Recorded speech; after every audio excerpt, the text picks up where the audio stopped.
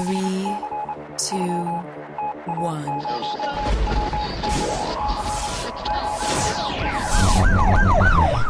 We'd like to welcome you to another edition of GrokTALK, brought to you by New Hampshire's leading conservative blog site, GrokTALK.com. We are your feared extremist, right-wing, hard-charging, gun-toting, opinionated, outspoken, rabble-rousing, letter-writing, radio microphone stomping conservatives and rational libertarians. So get ready for more news and opinion you could only get from GrokTALK.com.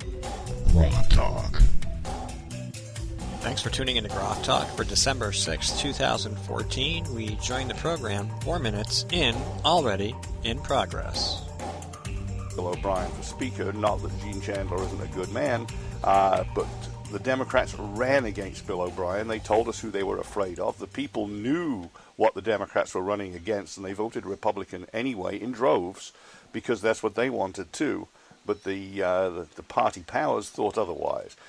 When Bill won narrowly in the caucus, Gene Chandler was the first to stand up and say, "Let's make it unanimous, guys." He wasn't afraid of getting behind Bill, but still the party powers were a little reluctant to fall into line and support the party's choice for Speaker until a challenger suddenly appeared. That'd be Sean Jasper of Hudson, a man with a checkered past and some Democrat relations.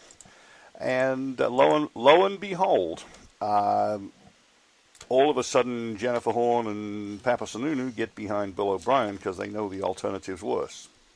And indeed, the alternative was worse. When Bill didn't get an absolute majority on the first round, Sean Jasper stood up and said, "What about me? Make it me, make it me." And you knew something bad was going to happen when Steve Shurtleff, the Democrats' nominee for Speaker, dropped out, and 100% of the Democrats voted for Sean Jasper by agreement, we understand. And that, I'm going to turn over to you pros who've been doing some background research, but that's just a profound disappointment to me that the best man for the job, whether you like all of his techniques or not, the man most firmly committed to Republican principles, was denied a chance to restrain the spending impulses of the Democrats. I think in the grand scheme of things, we've already got our rhino of the week. That would be Sean Jasper. We also have our Whiskey Tango Foxtrot, Sean Jasper. Yeah. And here, you want to put that on your microphone since the other one's gone AWOL? Oh. I see. Hold on a minute. It didn't like to stay on there and it fell off. Anyway, Skip. I see it. It's under the table. Yes, Skip. sir. Talk. Oh, well, I just Speak to the subject, my friend. I shall, and it looks like Sean Jasper, as I just put up 2 posts, Democrat-appointed Speaker Sean Jasper has a lesson to learn in group dynamics, parts 1 and 2. Certainly, he has flunked the bylaws of the NHGOP, where he cannot sit on the E-board, mostly because he was not elected by the majority of the Republican caucus in the House. And I know this is inside baseball to some folks, but this is vitally important to how this House is going to be run over the next early couple of months. And a lot of the majority Republican caucus has decided to go off-site and select their own leader for the E-board.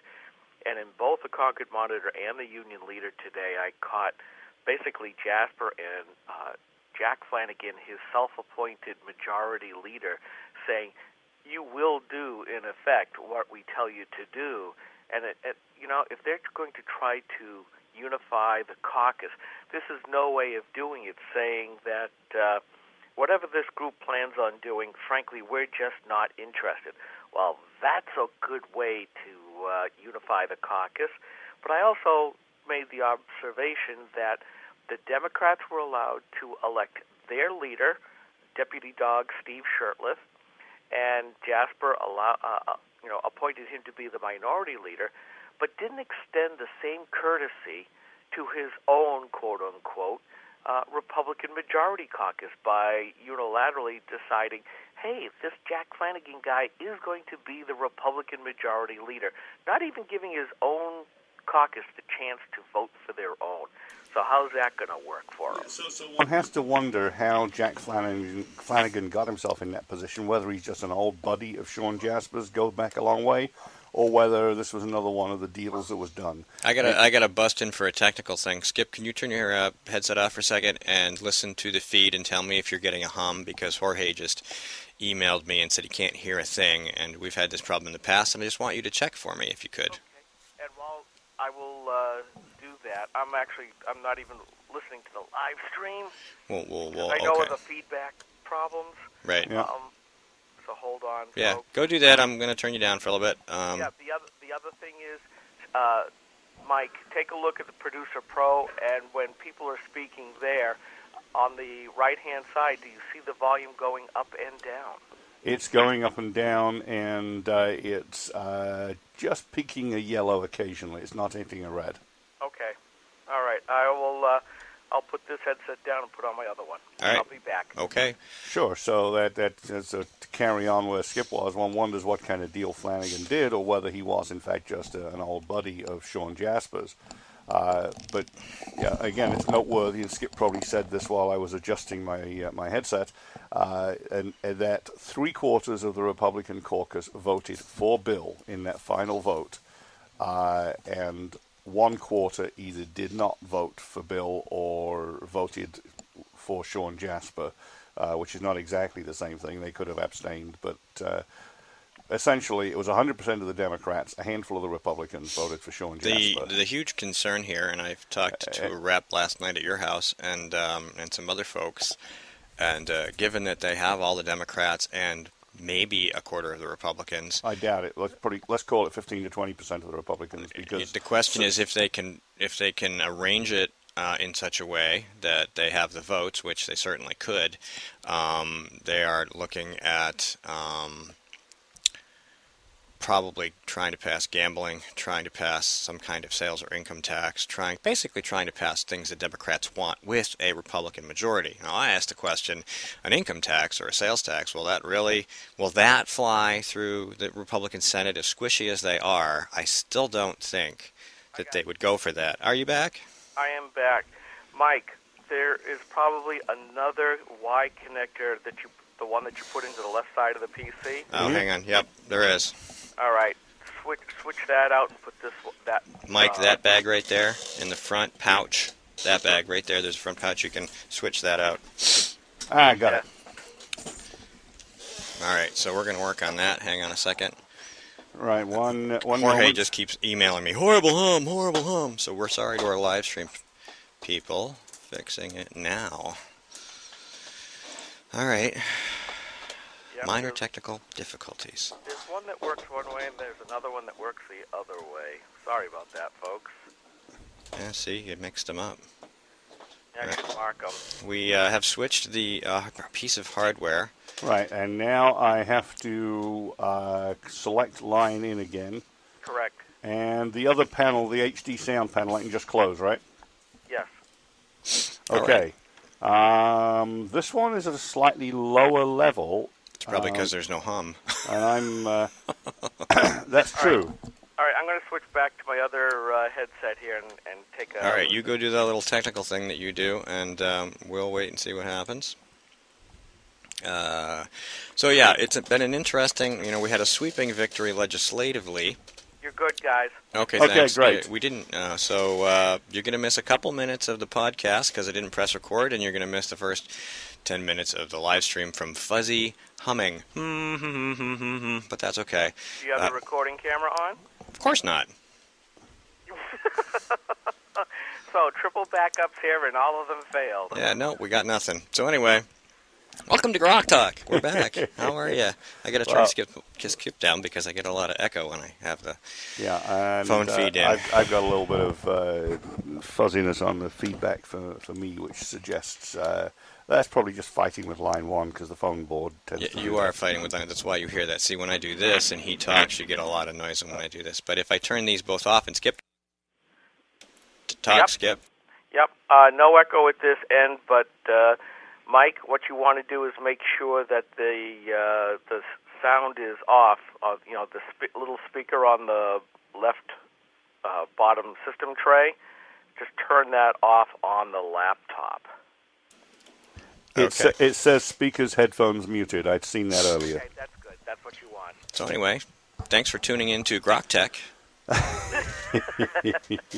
That's fine. So to summarize, next week we promise 2 hours of programming. Yeah. So to sum up, we won the House, we won the Senate. We're not sure how good the results are going to be. Sean Jasper won with majority Democrat support and is planning his life accordingly. And that means he's going to have 3/4 of the Republican caucus in opposition to him for a lot of his maneuvers.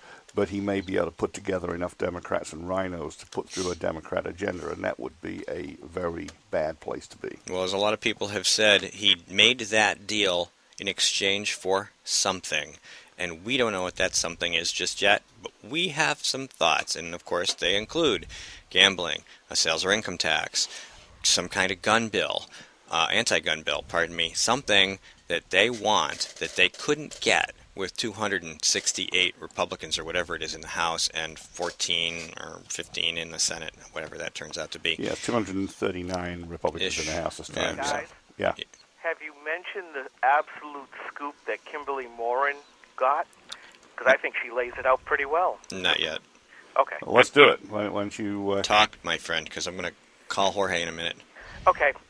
Basically, it seems like this has not just been orchestrated by Ray Buckley and Shurtleff, but by others within the NHGOP party, especially those in the state Senate. Why should we be surprised? They're the ones, the rogue Republicans like Jeb Bradley and Chuck Morris and Nancy Stiles were the ones who orchestrated the passage of the Medicaid expansion in the first place.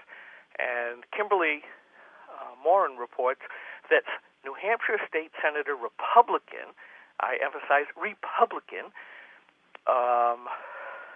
I just went blank. Jeannie Forrester. Thank you. Was making phone calls to the Republican caucus, urging them to vote for Sean Jasper. I got confirmation as well last night.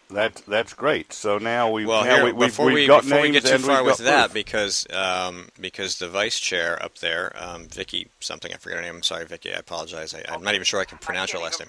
Schwegler, yeah. And Vicky's a nice enough person and everything. She says she talked to Jeannie Forrester. Jeannie Forrester said denies it and says she'll turn over her phone records. I said, doesn't make any difference. What if she called it from somebody else's phone? But if we have reps who are saying she called me. Then, and that's what we have, right? Yep. We have reps who said she called them, asking them to vote for Sean Jasper and or to send a blank ballot in as well as an option, because that would screw up the percentages and make it impossible for Bill to get a majority on the first vote, which he would have if 4 fewer people hadn't submitted blank ballots, if they had not even voted at all. So we're going to call Jorge and start talking about some Common Core. Skip, hang on. And I'm going to take a quick break, and Mike's going to make a call, and we'll be right back. It's the Coalition of New Hampshire Taxpayers. We're located at 8 North Main in Concord, New Hampshire. This is a repository for all things conservative and municipal. So if you have a problem in your town, your school, your budget committee, the right to know law, and now, at the top of our list is voter fraud. You have a tip for us, some information for us, you want to join or help us out, cnht.org.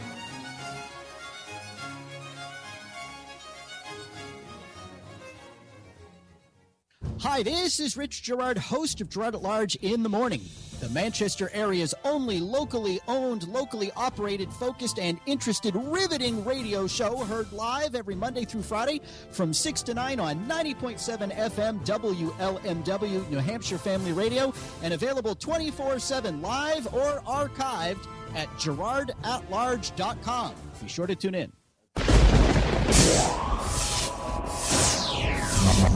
GrokTALK.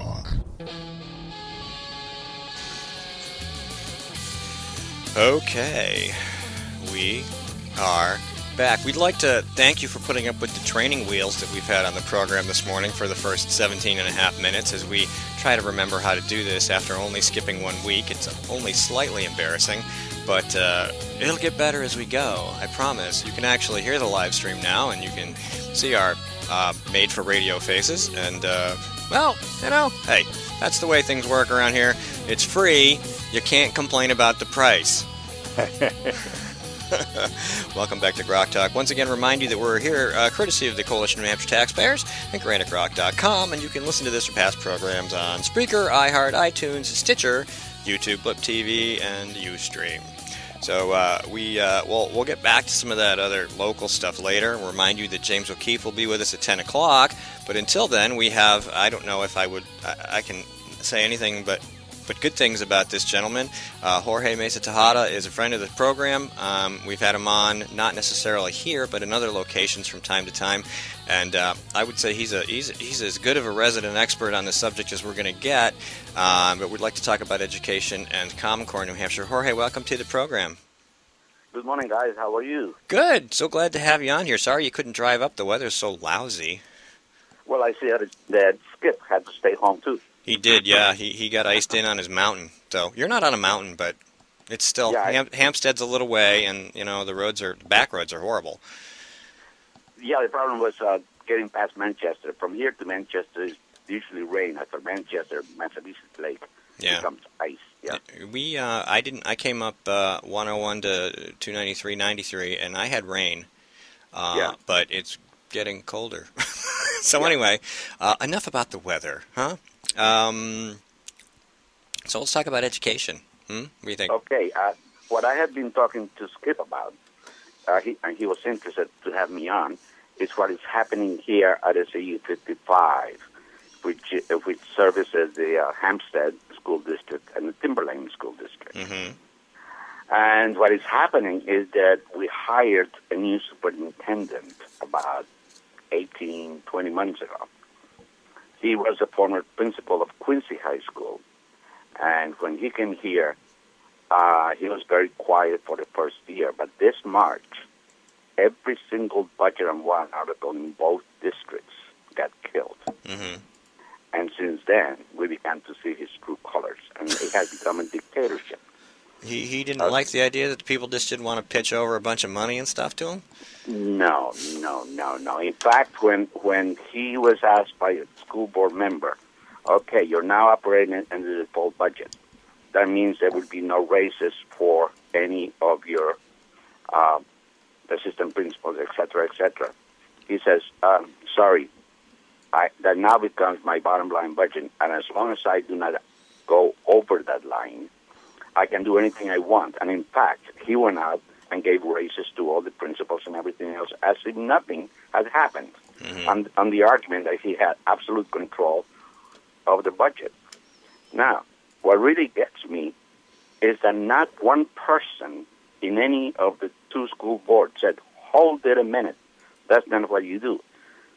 Because these people, the school board members, seem to be totally petrified of saying no to this guy. I don't know if it is because he intimidates them or what, but they just won't do it. And when you have boards like that, what do you need boards? Let the superintendent just run roughshod. Well, it's like it's like the Quincy guys being Obama and the school boards being Congress, and they're like, "Well, I'm not going to do anything." You got it. On his behalf, I would like to say that SAUs are only peculiar to Maine, New Hampshire, and Vermont. Massachusetts does not have them.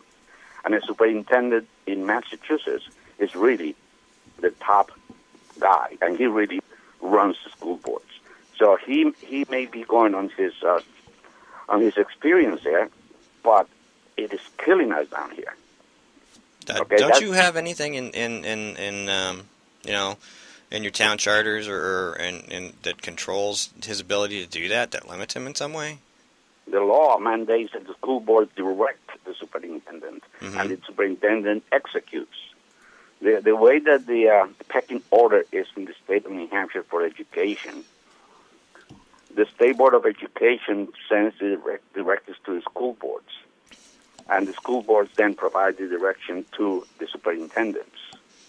Conversely, the Department of Education, the Commissioner of Education, sends the execution orders to the superintendents, and they execute. So the Commissioner of Education reports to the governor on the execution of the mandates at the state board through its local boards. execute, give to the superintendents. That's the way the law works. I mean, it's very clear. English is a second language for me. Mm-hmm. I have no problem parsing the language. Mm-hmm. I don't know why these guys, native speakers, cannot do it. That's true. So, all right. So you've got this guy who's bringing his Massachusetts style to Hampstead. Apparently, this whole arrangement didn't come up during the vetting process. He seems to have missed something somewhere, or somebody's just left something out. What recourse do you guys have to deal with this? Get rid of him. But that will never happen, mm-hmm. for the simple reason that, as you know, the SAU board is a combination of the constituents board. So in the case of Timberlane, they have 9 members. Hampshire has 5. Mm-hmm. So you have a 14-member board. Timberlane will never, ever get rid of this guy. He has them by the neck. So we Hampshire cannot do it. The only thing we can do to get out from under him is separate and become our own SAU. Mm-hmm. Okay, that's one function. Okay. Okay. Fortunately, our board has been pretty much by that I'm talking at the local Hampstead level, has been pretty straight. But something happened in October. I got wind, and the papers published the fact that the Timberlane board was going to hire a public relations agent. And I sent an email to the school board and said, don't you ever do that, because if you do, I'll work to run you out of office and you will not enjoy the ensuing firestorm. Okay. Immediately, the next school board meeting, the chairman of the school board broke the procedure and at the opening of the meeting informed everyone that because I used those words, he had judged me to be a cyber bully, and that since we do not tolerate that in the middle school kids, neither would they tolerate that from any citizen, especially a town official. I'm the chairman of the budget committee this year. Therefore, I would be limited hereafter, listen to my words, hereafter, to only talk during the public comment section of the meeting. And if I wanted to talk about anything on the agenda items, it would require an explicit vote of the board on each instance. God. All right? Okay. Right. Now, yeah. So, but let me tell you the situation. Mm-hmm. He does not have that authority. Mm-mm. The policy that he quoted, BDEH, is a standard policy throughout New Hampshire. In fact, when I was in the school board the last time, 1990 to 94, that existed. And what it does control is when people get up to give their opinions during any one special meeting, specific meeting, mm-hmm. during the public comments. Yes, the chairman is allowed. It has two conditions. The person cannot exceed the time limit set by the chairman, usually 3 minutes, and the person cannot talk about personnel items, meaning school personnel or anything like that. Mm-hmm. If that person violates either two, the chairman is authorized to immediately ask the person to leave the podium, period. That's the authority given by that policy. Nowhere does it say that he can do that and make that decision permanent. Okay? Okay. That's where we are. So, and he refuses to back down. So I said, okay, we'll go and find out. So I found out that I can get them under RSA 641-1, obstructing government operations. Mm-hmm. Okay, and that reads, a person is guilty of a misdemeanor if that person uses intimidation, actual or threatened force or violence, simulated legal process, or engages in any other unlawful conduct with a purpose to hinder or interfere with a public servant, as defined in RSA 6040:2, Roman numeral 2, performing or purporting to perform an official function or to retaliate for the performance or purported performance of such a function. Mm-hmm. Okay, that's the one item I'm getting you. So that's where we are. But this is the kind, I don't think that this guy will throw it on his own. Okay? I think it came from Metzler, which is the superintendent. But I don't have no proof. But that's what it sounds very familiar because they already censored a member of the Timberlane board who keeps asking questions. Okay, Jorge, we're going to take a 2.5-minute break. You stay on the phone, and we'll come back and continue this conversation. This is GrokTALK. Stay tuned. Okay.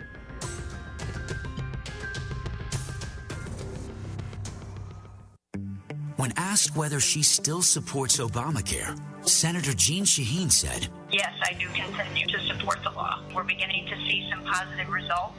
How can Senator Shaheen say we're seeing positive results when 22,000 of our neighbors have already lost their health insurance? What's worse, the Boston Globe reports the state's only health insurance provider radically reduced the number of hospitals in their network, forcing some people to drive over an hour for lab work, even when there's a hospital within a few miles of their home.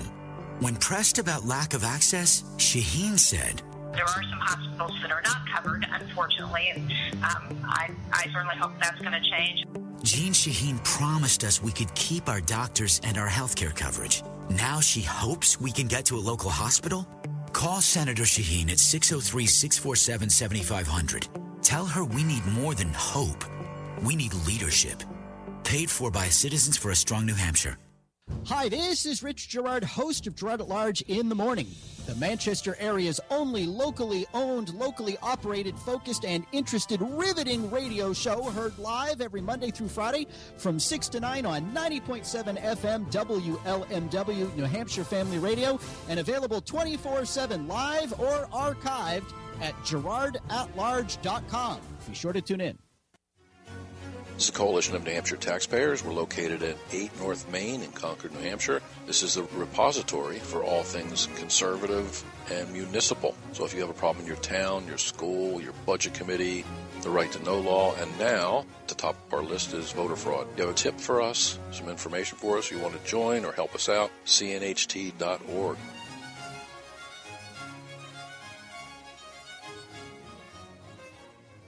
Hi, this is Rich Gerard, host of Gerard at Large in the Morning. You're listening to GrokTALK. Oh, feel the power. Oh, I can feel it. Our moment of triumph approaches. It's GrokTALK. 3, 2, 1.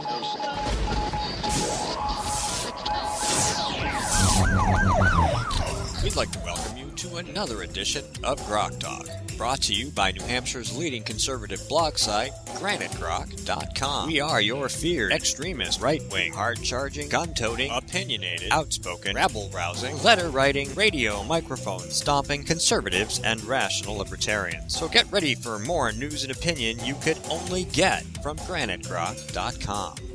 GrokTALK. All right, we are back to segment 2 on December 6th, 2014. I got it right this time. The training wheels are still on. We're still having a few. It's starting to work. It's starting to get a little better. It's just getting a little better. But maybe by the end of this segment, we'll have it all worked out. We'd like to again thank the Coalition of New Hampshire Taxpayers for the space, and of course New Hampshire Right to Work, whose office we are in. Don't forget to go to GraniteGrok.com and check out the bloggers and all the hard work. We are breaking stories that state reps and state senators are denying, but for whom we have contrary and direct quotes and evidence, blah, blah, blah. And so that'll continue to develop, and we'll try to continue to unravel the lessening mystery of who and what and where in the NHGOP all of this crazy stuff happened that managed to create a Democrat-elected speaker and a Republican-majority House. Coming up at 10 o'clock, James O'Keefe is coming. I think we're on this camera. Yes, we're on that camera. Okay. I should ask you in advance so I don't... James O'Keefe's going to be coming in to talk to us.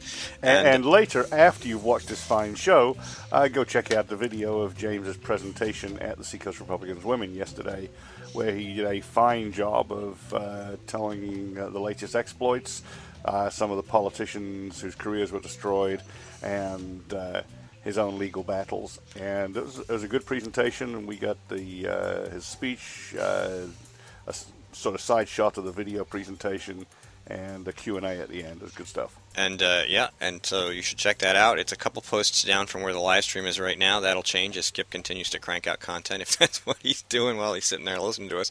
But we're going to bring Skip back in so he can talk to Jorge, and which reminds us we have a guest on the phone. Jorge Mesa-Tejada is here telling us about the situation in Hampstead. Welcome back, sir. Hi, how are you? Okay, let me close what I was saying because I was just setting up the situation. Mm-hmm. That may be just Hampstead's situation in Timberlane, but listening to Gerard at large is not unique to us. It is this similar type of apathy superintendents is happening in Goffstown and Hooksett, etc., etc. And what happens is that, like I was telling you, the average school board doesn't know how to control. They don't even know that they have the absolute control of that office. And they think that the SAU runs the districts. No, the SAUs are purely administrative corporations. They only exist to provide services to the member districts. So everyone in that office is a vendor to the districts. They have no authority over the districts. Only the local school boards do. Okay, I'm going to bring Skip in here. Skip? Yeah, Jorge, I'm going to disagree with you just a little bit because I think this is being more orchestrated by the New Hampshire School Board Association. But let me throw this at you because you did mention you're on the budget committee there. My informant on the Guilford Budget Committee informed me last night that because of the situation where the school board was shutting down Billy Bear, this is the gentleman that complained about the bad language in an assigned book that got him arrested when he went to beseech and have seek redress of grievance with the school board, had him arrested. And this is the same kind of deal where the school board during their public session says the public will say what they want, but we will say absolutely nothing back, in effect making themselves kings and queens over the voters that put them into office. What the budget committee did this past week was to kind of retaliate for that. They got rid of the school board budget members' stipends, so they hit them in the wallets for their bad. Okay, let me agree with you on the New Hampshire School Boards Association. Yes, they are the behind-the-scenes, shall I say, Wizard of Oz. Behind the curtain. They are the ones who write all the procedures, which are then duly adopted by the local boards. That's where the power comes in. Now, the boards use the authority, quote, authority and knowledge of the School Boards Association as the basis to do whatever, is not on the books. And I remember when I was in the board again in 1990, just for the heck of it, I'd say, let me attend the new member orientation at the New Hampshire School Boards Association. I remember being given a handbook for new board members, and when you open it, it says the 10 Commandments of a school board member, and the first one said, "Thou shalt not embarrass your superintendent in public." Yeah, that's birds of a feather flocking together instead of being for the voters who put them there. It has turned into a fiefdom, basically taking care of the school boards, the superintendents, and the teachers. By the way, I'll also throw this out. A close friend of ours is getting her degree in teaching, and she is being taught, get this, their primary role is to police the parents. And I thought it was to educate the kids, but literally she repeated, to police the parents and their behavior towards the kids and what's being taught to them. Don't you wish sometimes that we could just say the heck with the schools and everyone subscribes to Khan Academy and teach the kids that way? Yeah, well, you're seeing an uptick in homeschooling and private schools. The public school unions are bringing this upon themselves. Right. So coming back. Jorge, I really love to hear your opinion of this whole idea that the school boards, by whatever means, the superintendents, the school board association, is shutting down the conversations and the concerns of parents, trying to bring them in front of the school board, and what the effect that is going to have here in New Hampshire. Oh, my personal opinion is that's exactly how dictators, and I grew up in a country with plenty of dictators, That's how they want to control information. If you control information, you engender fear, and if you keep the subjects under the fear of the secret police and all that, they will not have any problems. And what these people are trying to do is totally silence any kind of dissent, because it is contrary to the common good. Does that sound familiar? Isn't that what the communists do? It is. When you put the common good over the individual, you do get tyranny. Right, exactly. And the problem is that the school boards don't know any better. They're trained to say things like that. And unfortunately, they're aided and abetted by, quote, the professionals, meaning superintendents and down. And it is in their interest to foster that atmosphere. So is there an uprising that's starting up in Hampstead and to some degree in Timberlane with dissatisfied parents, voters, and taxpayers who are saying this is not the way it's supposed to be? Yes. The Timberlane board member that was a former budget committee member who got all alarmed about what was going on money-wise and then got elected to the school board to see what was going on there and see if she could fix it. That was then subsequently and properly censured by the board because she was asking, quote, too many questions. She's a board member, remember. It started a blog, and that blog has been incredibly efficient in broadcasting the information. On my side, the local papers, the Eagle Tribune and the local Freebie, the weekly one, picked it up also, and they have given it very accurate coverage. And I'm getting lots of support from the citizens through letters to the editor. Also, so there is a movement. But what bothers me is that it is like a flash in the pan. When it comes to election day and to getting up a deliberative session, they don't get up. So I'm there all by myself. Yeah, well, here's the thing that I think that is going to be another force disruptor. Two questions. One, is anybody videotaping these school board sessions when this bad behavior happens?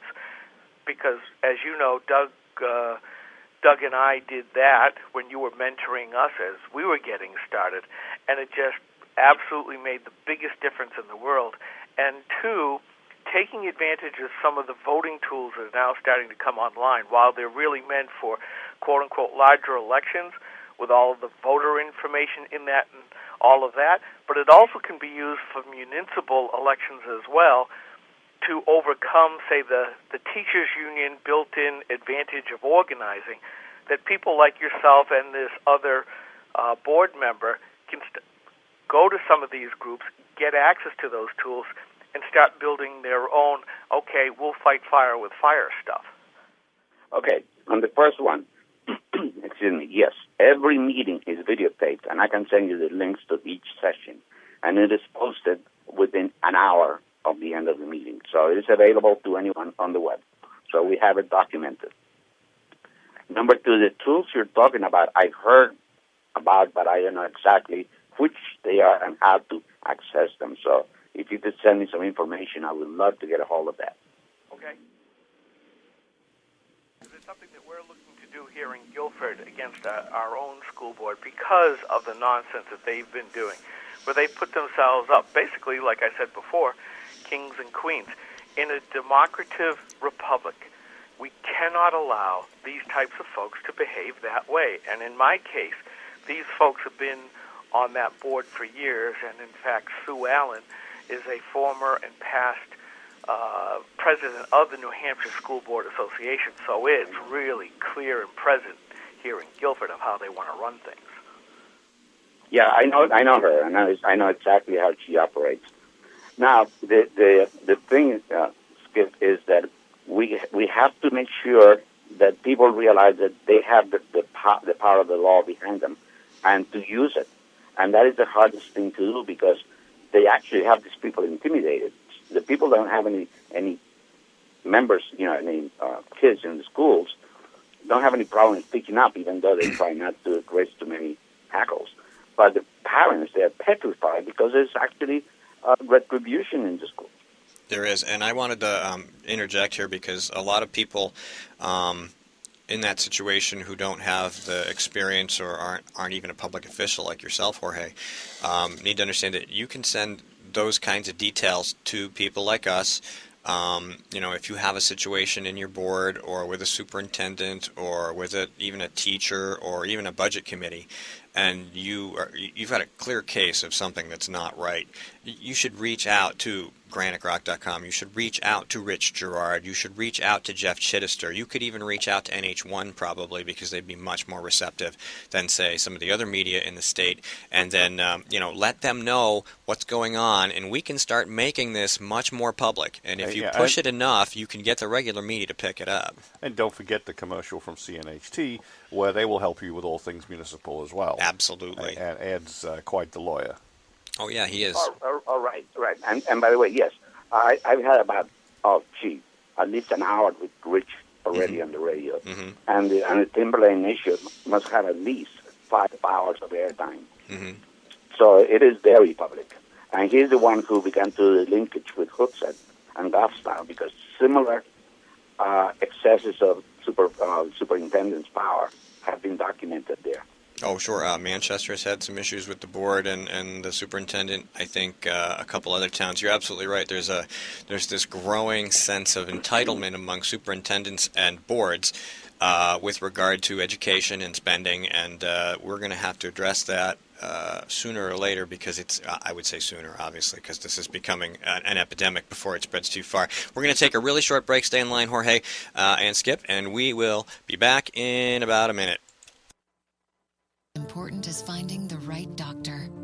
And under Obamacare, that's harder than ever. Over a third of our hospitals no longer available. Our doctors no longer covered. Fewer choices, longer drives. No state has been harder hit than us. And even after watching it impact New Hampshire, Congresswoman Ann Custer still supports it. Call Ann Custer. Tell her Obamacare isn't working for New Hampshire. This is a coalition of New Hampshire taxpayers. We're located at 8 North Main in Concord, New Hampshire. This is a repository for all things conservative and municipal. So if you have a problem in your town, your school, your budget committee, the right to know law, and now at the top of our list is voter fraud. You have a tip for us, some information for us, you want to join or help us out, cnht.org.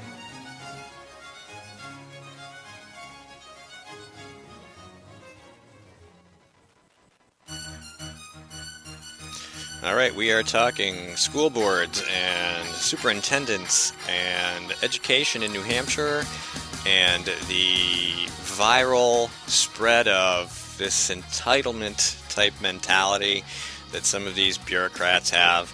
And we have Jorge Mesa-Tejada on the phone with us for another 10 or 12 minutes at least. So, the underclass wants its revolution. But eventually, the people that think they are better than us are going to push the entire population to the point where we're going to have to rewrite the rules to keep them in their boxes. Yeah, no kidding. So, Jorge, is there anything else you want to touch up on education-wise? Yes. To close up what I was talking about, you guys sent a posting once, and at the end was the... are you there? Yep, we're there. Go ahead, sir. Oh, okay. I mean, it got so quiet. I said, I turned the music down. We're listening. That is wonderful. We're on the edge of our chairs. I am literally on the edge of my chair. Go ahead. Okay.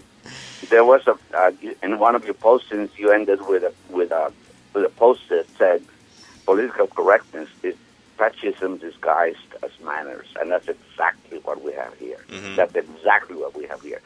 And at 78 years of age and a proud American citizen, I'm not going to let my country be taken over by those guys. Well, I don't care whether I die. They're definitely violating your First Amendment rights. I've no doubt about that.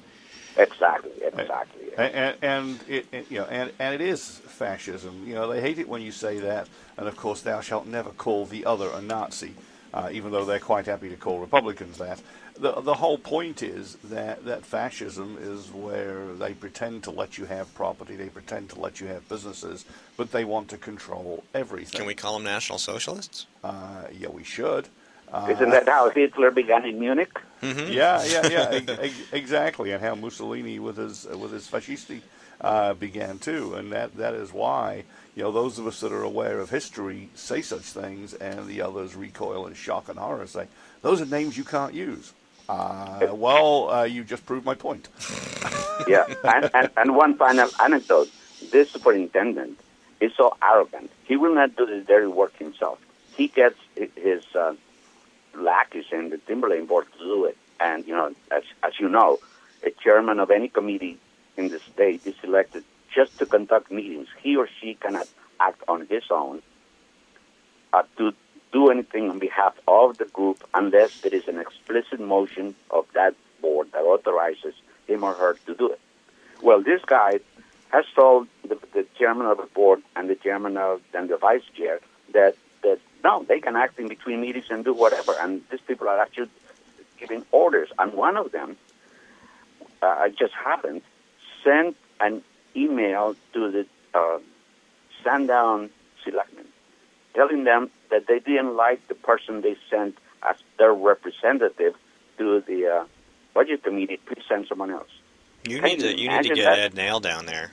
Ed Nail and maybe Ed Camo with his honking big camera just to intimidate. You definitely need to get Ed involved in this. We have it all in writing, so it's no problem. So I need some videotape. I just want to give you an idea. Yeah. Hey, what is the superintendent's name?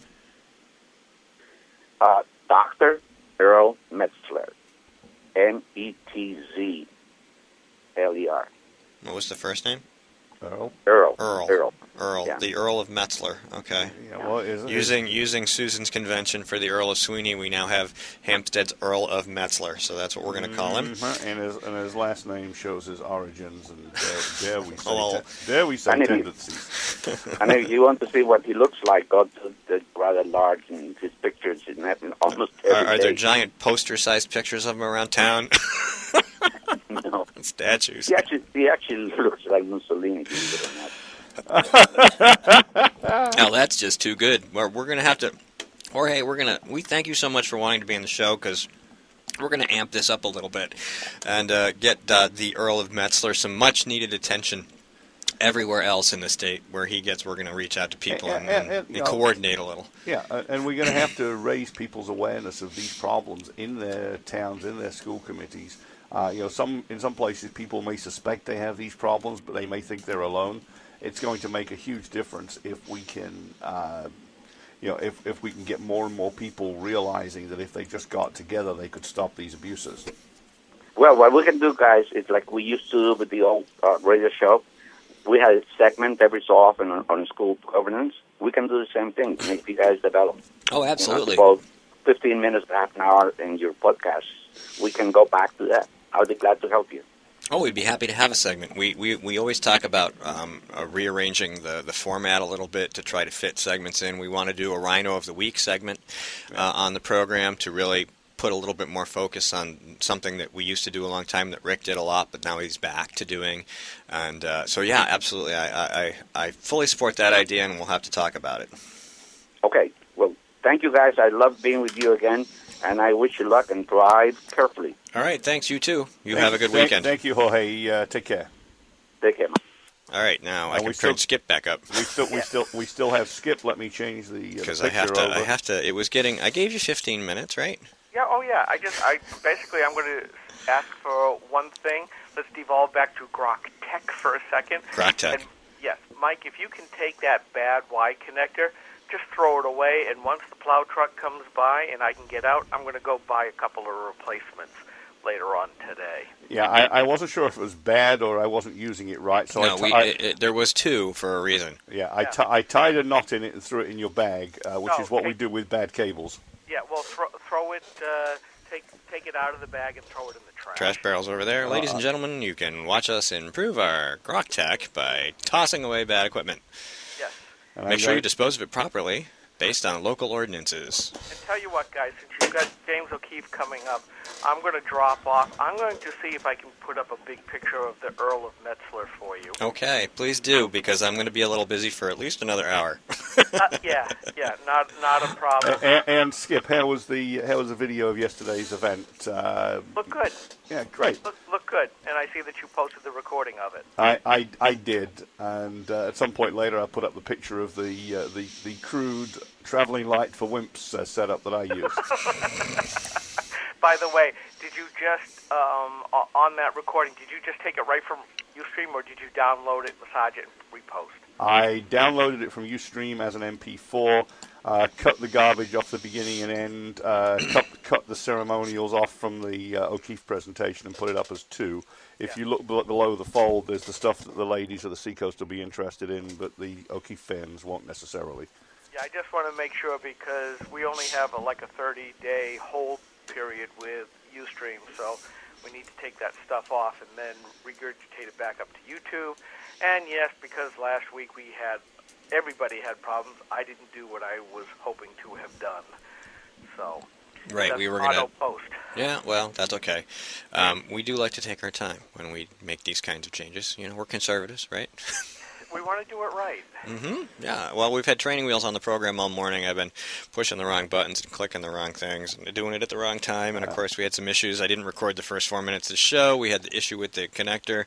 But things are getting better. And, of course, next week is a whole other show. But we still have another hour of program left. And hopefully James will make it on time, given the traffic and the weather. And we'll have him on the show. And if for some reason he can't be here, we'll call you back. Well, I'm actually very proud of you guys for taking everything out of the bags, putting it all together, because it's no small little thing to do if you haven't done it for years and years. Well, give yourselves gold stars on the forehead. Well, Steve gets a gold star. I get a silver one. I got here a little later and got the Ustream going. He had it all plugged together. I got the equipment out, but I... Oh, good. I can retire now. Are you going to leave all this stuff here? Because it's your stuff, and, you know, we don't want to... You're not going to charge us rent, are you? No. Okay, all right. No. He doesn't charge the Democrats rent either when he lives free inside their heads. Yeah, that's true. So they don't our charge. Democrat-appointed Speaker of the House, Sean Jasper. Yeah, and everybody's calling him that. Give me some warning when you do that. Somebody's calling. All right, I'll let you go. All right, we'll see ya. Bye. Bye. All right, that was Skip. Thanks to Jorge. No, that's okay. We'll and it looks like they're going to be late. That's not a surprise. He's never been here, so some people who know where it is have problems. Of course, you have to find parking up here and everything. And there's something going on in downtown Concord today. I saw one of those electronic Varactor signs that said something about something, and it hadn't even begun yet because I got here just before 8.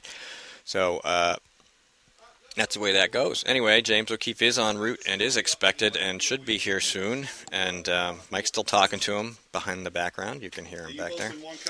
And we'll get to that as soon as we can. And so until then, let's talk. We got a couple minutes left to kill. And let me just check my email real quick, make sure somebody didn't send me a message I need to read. No, it looks pretty good. We will have James on. He has filed... James O'Keefe files bar complaints against DOJ lawyers. We were listening to him talk about this last night. James O'Keefe, this is from J. Christian Adams at, hey there. At, sorry about that. PJ Media. That was James calling in, just letting us know of his progress through traffic. So I may just dial him in for the first few minutes, but he'll be here very shortly. No, we can wait till he gets here. We have an hour to fill, and that's fine. And fill it we will. Anyway, James O'Keefe has filed an ethics complaint with various bar associations against Department of Justice civil rights attorney Carla Dubinsky and 3 others arising out of a prosecution of police officers in New Orleans. PJ Media has covered Carla Dubinsky's ethical misconduct. They have a couple links. If you go to PJ Media and look for J. Christian Adams, you'll find this article there. Dubinsky was in charge of the Taint team in the prosecution of New Orleans police officers on civil rights charges in the wake of Hurricane Katrina. The Taint team was responsible for protecting the constitutional rights of the accused police officers, was responsible for ensuring that evidence obtained in the local internal affairs investigation did not make its way into the criminal prosecution. Judge Kurt Engelhardt called the DOJ attorney misconduct grotesque. Despite that, Dubinsky is still employed by the criminal section. And you should see some of the attorneys. They're pretty grotesque, too. There you go. So this is one. This wasn't the one I was thinking about, but he, of course, has an issue with the way they handled his case. And so, and of course, somebody pointed out last night, well, we're talking about, places like Louisiana and corruption, political corruption there is legion. That was my neighbor, Mark Ledoux, pointing out that what else do you expect in Louisiana? Well, occasionally you get good guys like Bobby Jindal, so maybe the tide is turning. But, there was a particular deputy attorney named Jan Mann, and if you looked at her face, you might wonder if she was.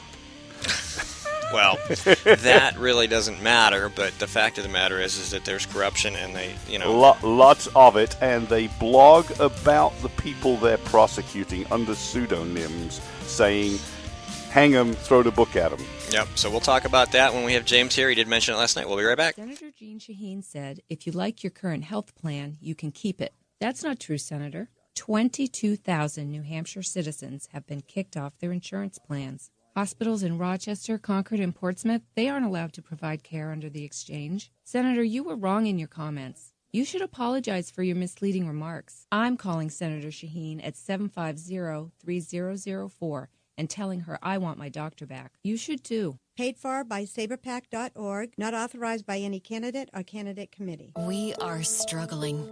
Rising healthcare costs are part of the problem. Senator Jeanne Shaheen helped create this mess we're in. As a state senator, her bill chased 21 insurers out of our state. It reduced our choices, raised prices for New Hampshire families, and when Jeanne Shaheen supported Obamacare, it limited access to 10 of our 26 hospitals, reducing our choices again. Tell Jeanne Shaheen she's made healthcare worse. Few things are as important as finding the right doctor. And under Obamacare, that's harder than ever. Over a third of our hospitals no longer available. Our doctors no longer covered. Fewer choices, longer drives. No state has been harder hit than us. And even after watching it impact New Hampshire, Congresswoman Ann Custer still supports it. Call Ann Custer. Tell her Obamacare isn't working for New Hampshire. This is a coalition of New Hampshire taxpayers. We're located at 8 North Main in Concord, New Hampshire. This is the repository for all things conservative and municipal. So if you have a problem in your town, your school, your budget committee, the right to know law, and now the top of our list is voter fraud. You have a tip for us, some information for us, you want to join or help us out, cnht.org.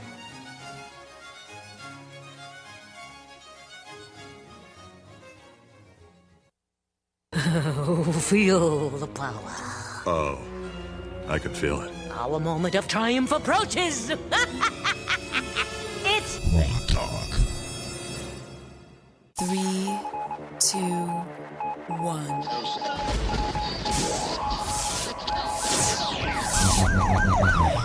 We'd like to welcome you to another edition of GrokTALK, brought to you by New Hampshire's leading conservative blog site, GraniteGrok.com. We are your feared extremist, right-wing, hard-charging, gun-toting, opinionated, outspoken, rabble-rousing, letter-writing, radio microphone-stomping conservatives and rational libertarians. So get ready for more news and opinion you could only get from GraniteGrok.com. GrokTALK. Welcome back to segment 3 of GrokTALK this Saturday, December 6th, 2014. As always, thank you to the Coalition of New Hampshire Taxpayers for allowing us to pile our junk in this room, and of course, GraniteGrok.com and Skip Murphy, who is the owner of all this junk.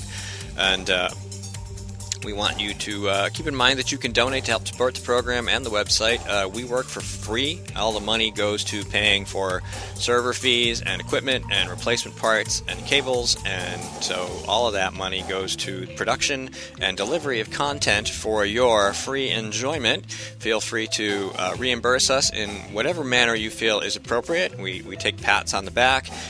You can come and disagree with us if you want. We don't mind that at all, but money's nice because this stuff's not free.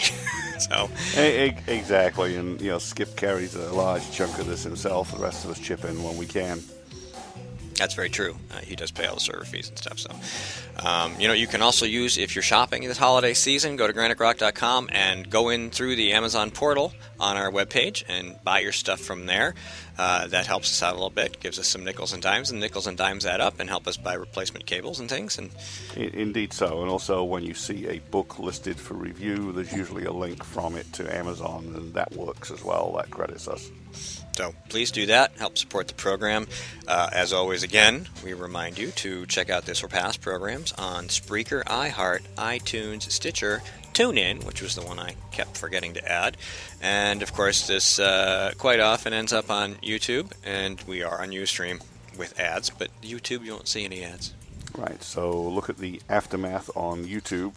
And you can always just listen to the podcast if you don't want to look at our made-for-radio faces. So James O'Keefe is en route. He should be here in less than 10 minutes. But until then, we're going to just kind of poke around and cover a couple other quick topics from the week. We gave you our Whiskey Tango Foxtrot. That was, of course, the same thing as the Rhino of the Week, which is a weekly installment. You'll be able to read at GraniteGrok.com again, as Rick has revised it. I'm not sure if Sean Jasper won't continue to be the Rhino of the Week for weeks to come, but there are plenty of them there, and they're all crowding around the warm glow of the newly Democrat-elected Speaker of the Republican Majority House. So you have the opportunity to find out more and more about that. If you have hints or tips or information about things that went on relating to that series of events, you can certainly send us some information. If you want to talk to us about, as Jorge was saying, things going on with your school board or whatever, you can email skip@granitegrok.com or you can email steve@granitegrok.com. Please make the subject line very relevant so that we see it. We get hundreds and hundreds of emails a day. Some of it's garbage. Some of it's just us disagreeing with each other on minor points of this or that, or just having conversations about what's going on in the state of the world, and we don't want to miss it. So if you do email us and we don't get back to you within a couple of days, please resend that and maybe change the subject line. I have a tip about a school board or something like that so that we see it, because it is tough to filter through all that. We do this part-time. We all have jobs.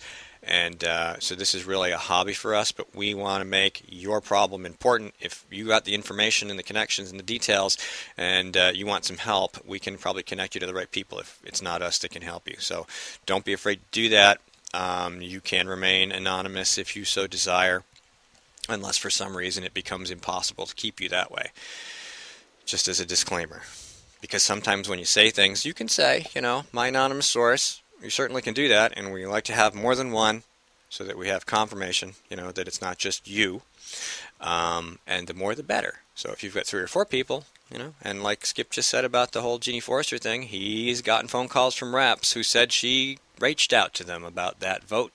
And now we've got a problem, because Ms. Forrester said that she has phone records that prove that she didn't make any of those contacts. So obviously she didn't use that phone, did she?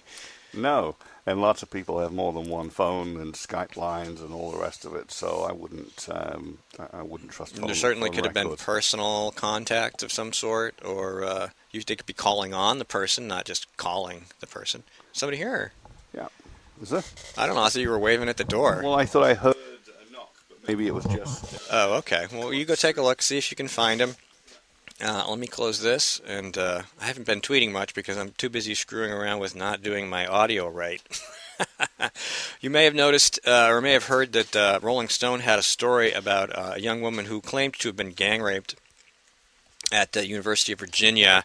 After the story came out, the blogosphere did what it does, and it went on an investigative rampage to look into the details that were missing. And the result of that, after a few weeks, is that Rolling Stone has now retracted its support for the story. So this is yet another high-profile case of a young woman making claims and media jumping all over those claims and reporting them without really doing the due diligence necessary in such a circumstance. And this is important. I mean, if you don't do due diligence on, say, so-and-so said about so-and-so, that's one thing. But you're talking about accusing people of rape. Yeah, I mean, you're doing 2 things here. You're ruining the reputation of the person if you're naming a person. You're also damaging the reputation of the campus if, in fact, it's not as hazardous as you're trying to make out. And you're likely to cause an overreaction by the campus PC police as well, just by making false accusations. Not that we don't want to protect women that have actually suffered. Well, we do, and that's the point. We want the genuine cases to be investigated properly so that people can be prosecuted. We don't want imaginary cases that we have to fight off in order to uncover the real truth. Well, that's just it. We talk about the abuse of the claims of misogyny or racism or all these other things. These terms are so overused that they begin to lose their very real purpose. Actual racism is a horrible thing, but you can't find it or prove it if every single thing somebody says or does is declared as racism. People begin to become muted and dulled to the concept, and it doesn't begin to mean anything to them anymore, and then they don't even know what is racism. I mean, if you want to stop racism, everything can't be racism. It just can't. No, it can't. I mean, racism examples would be Robert Byrd. Right. Or the 3 white guys in Texas that dragged the black guy behind their pickup truck. Yeah, that is racism. That is awful. That's racism. A cop defending himself is not racism. A stupid cop in New York choking a guy over a cigarette law that should never have been enacted isn't racism. It's the combination of a stupid law and an over-aggressive cop, and a big white guy could have suffered exactly the same way. Racism is where you pick on the other race intentionally and do harm, such as the mobs that go around playing the knockout game, which are mostly black youths picking on white kids. Black Utes. Utes. And then Ferguson, of course. And Ferguson. And the tragedy of Ferguson isn't Michael Brown. That's a tragedy in itself, even if it's partially self-inflicted. The tragedy is that outside agitators came in and whooped up the community to the point where it became self-destructive. The businesses that were damaged were black and Asian owned. They were not white owned businesses. A couple of big box stores got damaged, and they may exercise their privilege to get out of the town altogether, impoverishing the choice and the employment prospects. But the small businesses that were in the town, the black girl with the cake shop, the Asian girl with the beauty products shop, those were local people that invested their money, their time into these places, created employment opportunities for other neighborhood folks, and then had all of their work taken away from them. The only good news is those racist white people out across the rest of the land got together and donated in huge amounts to repair some of these small businesses in Ferguson. Not the looters. They didn't suddenly have remorse and say, you know what, let me put my latte money in the kitty for rebuilding this. Or they could just return the stuff they stole. Yeah, that'd be nice too. No, donors from across the fruited plain got together and helped these people rebuild their businesses. And we hope for the people of Ferguson that they choose to rebuild in situ. But we wouldn't be totally surprised if they chose otherwise. Well, you're certainly going to see at least 1 or 2 people who just say they've had enough. And, I mean, the climate hasn't improved. I think I just heard the door. The climate hasn't improved there. It's still a very hostile environment for people, and you certainly aren't going to want to start a business given that there are already enough costs and barriers and challenges that need to be wrestled with just to start and run a business. But then to have your own population basically burn your building down. Yeah, I mean, essentially, however you look at it, I mean, these are local businesses serving local people. And give or take the agitators that whooped them up, essentially your customers voted by coming and smashing your windows and stealing your stuff. In other words, they said they don't want your business there. Mm-hmm. Well, fine. Why not take it somewhere else? And why not, but that impoverishes the neighborhood. This is not the way we rebuild neighborhoods and trust, by smashing businesses owned by people that, guess what, look the same as the people that are upset. It doesn't make a lot of sense, I don't, and it's obviously orchestrated, and it's clearly being, I would say it's very, Occupy Wall Street-ish, but it seems like it's much more effective. Occupy Wall Street was kind of a bit too high profile almost in the way. It almost seemed too organized. It didn't seem organic at all. It really had this whole, we're here because this is a plan to create this movement, blah, blah, blah, blah, blah. Whereas even though we know from paying attention that these rallies Well, these riots were organized. By when you look at Communist Party USA and, right, other outside and agitators. And far leftists in the government, progressives, and not exactly discouraged by Obama's words, because on the one hand he's saying, stay calm, and on the other hand he's saying, I understand you have grievances. Well, you want to defuse those grievances, not remind people of them. He didn't do a very good job of that. Let's just be polite about it. No, the media didn't either. They were not. They did a bad job of handling the entire situation with the grand jury, and really, I mean, compared to Occupy Wall Street, I mean, this is serious stuff. This is very violent, very nasty, openly violent. It is, as one of the radio hosts said, barbarism. There's no other word for it. This is not civilization. This is not protest. This is barbarism. Well, and then you have state channels like CNN, and it's like, well, this is good for TV for them. If people are burning buildings down, that's good for their ratings. So then you have them saying things that incite that violence, and then the violence happens, and they report it, and they get paid, and yet there's nobody really seriously going after them for that. Yeah, I mean, compared to Occupy Wall Street, to say this is really serious stuff, and you need to look at the outside agitators and the other things that are fueling the flames. Occupy Wall Street was almost a self-fulfilling joke. Basically, a bunch of yuppie scum got together and chanted "Die Yuppie Scum." Yeah. Hang on, let me check my iPod for when the next drum circle is. Check my calendar and make sure I wear the right designer clothes. And then, of course, the regular street people go, oh, okay, we'll come along. And then criminals came. And, we had situations where we had rapes and murders and things, but not on this level. I mean, they weren't tearing buildings down and starting fires and burning cars. No. They just had these... shantytown tent These cities. manure-soaked tent cities with basically all the garbage and crap happened in them. Mm-hmm. And the purpose of the water cannon in that case wasn't necessarily to intimidate the people; it was to clean up the mess. Yeah, they weren't roaming barbarians. So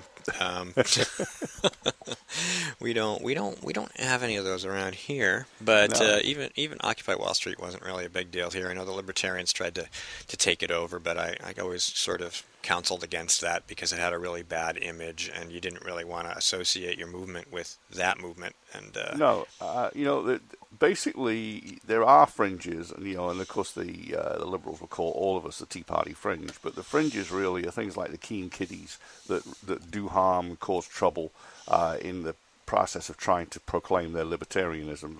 They're in fact anarchists and beyond, and the occupods, who again are troublemakers. I got a lot of time for libertarians. I got a lot of time for the folks that when they say they're anarchists, they don't mean let's burn everything down. They simply mean they will try and live by cooperation and without government. I think that happens to be an unworkable situation, but there are people who I respect that try to do it. This is not the extremists. The extremists are the people that go one step further and use it as an opportunity for troublemaking. Let us do our troublemaking through party takeovers and at the ballot box, at least while we can. And the parties make it harder and harder for us to do that, as we've seen this last cycle. But we have to get control of the Republic through Republican means, if we can. We do want to remind you that there is a movement building to get the Democrat elected Speaker, Sean Jasper, to step aside. He has no interest in that, of course, but the movement may become big enough that it becomes intractable, and he has to make a decision about how he wants to proceed. Another thing from our first guest, Jorge sent me this picture, and he said that the Earl of Metzler hired his wife as Spanish consultant on a no bid for $50,000. And this week he hired the wife of a Timberlane Budcom member, Jason Grosky, just defeated candidate for Rockingham County Attorney, as the new PR person for on an $18,000 contract. So the Earl of Metzler is being tyrannical and exercising fiscal authority that he lacks. So, and that's interesting. So essentially, with Democrats, if the right people don't get elected to positions of power, they'll get hired on as lackeys of the state anyway, and get to do some damage and cost us some money regardless. Nope, that's the way it works. All right. James is late for being late, but that's okay. We'll get him here. I know he's around. We may actually get one segment with him, which would be fun. We know he's en route because he's called and told us so, and we know it can be a little difficult to park as the program goes on. Okay, it does. And I keep hearing more noises outside, but I don't know what it is. So I'm going to take a short walk, Steve. All right, I'll run some commercials, and we will come be right back. Hi, this is Rich Gerard, host of Gerard at Large in the Morning, the Manchester area's only locally owned, locally operated, focused, and interested riveting radio show, heard live every Monday through Friday from 6 to 9 on 90.7 FM WLMW, New Hampshire Family Radio, and available 24/7 live or archived at GerardAtLarge.com. Be sure to tune in. This is a coalition of New Hampshire taxpayers. We're located at 8 North Main in Concord, New Hampshire. This is the repository for all things conservative and municipal. So if you have a problem in your town, your school, your budget committee, the right to know law, and now at the top of our list is voter fraud. You have a tip for us, some information for us, you want to join or help us out, cnht.org.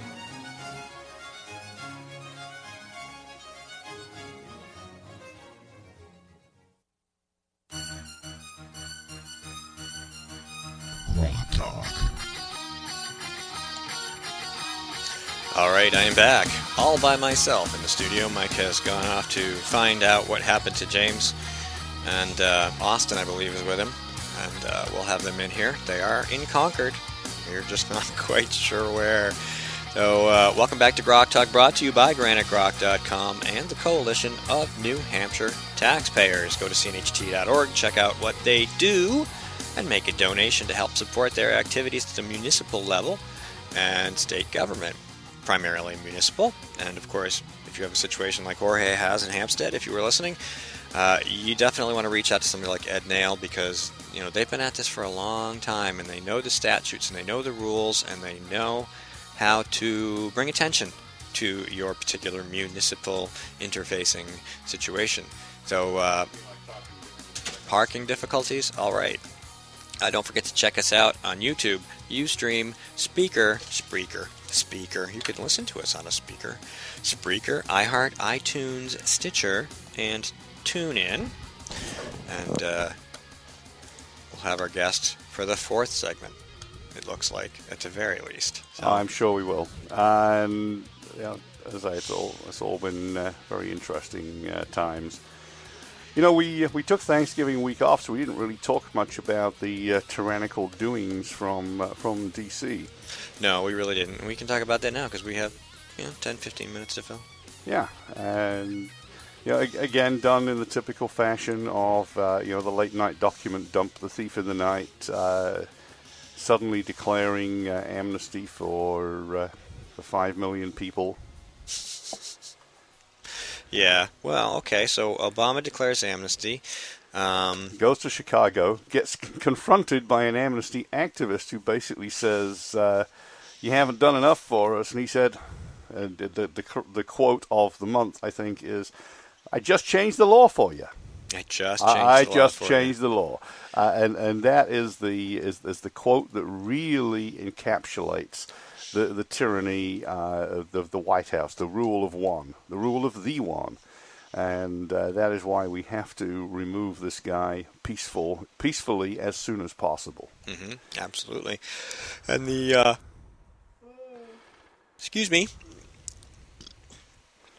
Republicans in Congress don't know what to do. I mean, obviously they made a statement. You know what? We think this is bogus, because it is. But, we were talking about it, and Skip wrote about it, our email conversation on the matter, that is really meaningless. I, of course, made the case that if they're not going to impeach him or veto what he does, everything they do is meaningless. It's all theater.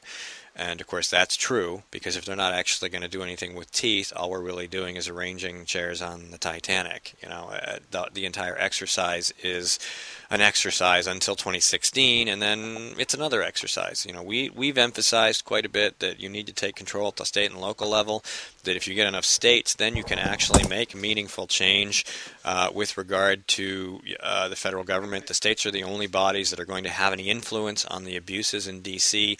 You aren't going to elect people in a large enough numbers often enough to get them down there to make significant and serious changes, not just to the way legislation is written or how things are enacted or the spending, but in dealing with the bureaucracy that's always there, no matter how or who or what is elected to go. Until the states rise up, a collective group of states with enough authority and enough interest to say the federal government is broken, which it is. The regulatory system is really just a spoils system who exists to basically enlarge itself exponentially, to intimidate people and groups in the country, to strong-arm businesses into paying fines rather than being sued into non-existence. These are all things that are happening every day. Then you don't hear about them, and you should, but they happen. And they even happen at the local level. I mean, Jorge was talking about a little tyranny in his town with a superintendent. These kinds of things go on all the time. You hear about these cases of embezzlement. Every town, just about every town, probably has someone who at some point has embezzled money from the town in one form or another, be it in actual cash or in some other form. And it happens. It's human nature. That's why we say, as conservatives, that a smaller government is a safer government. It's easier to control. It is less likely to abuse its power. It is less likely to abuse your money, which it needs to spend to exercise its power.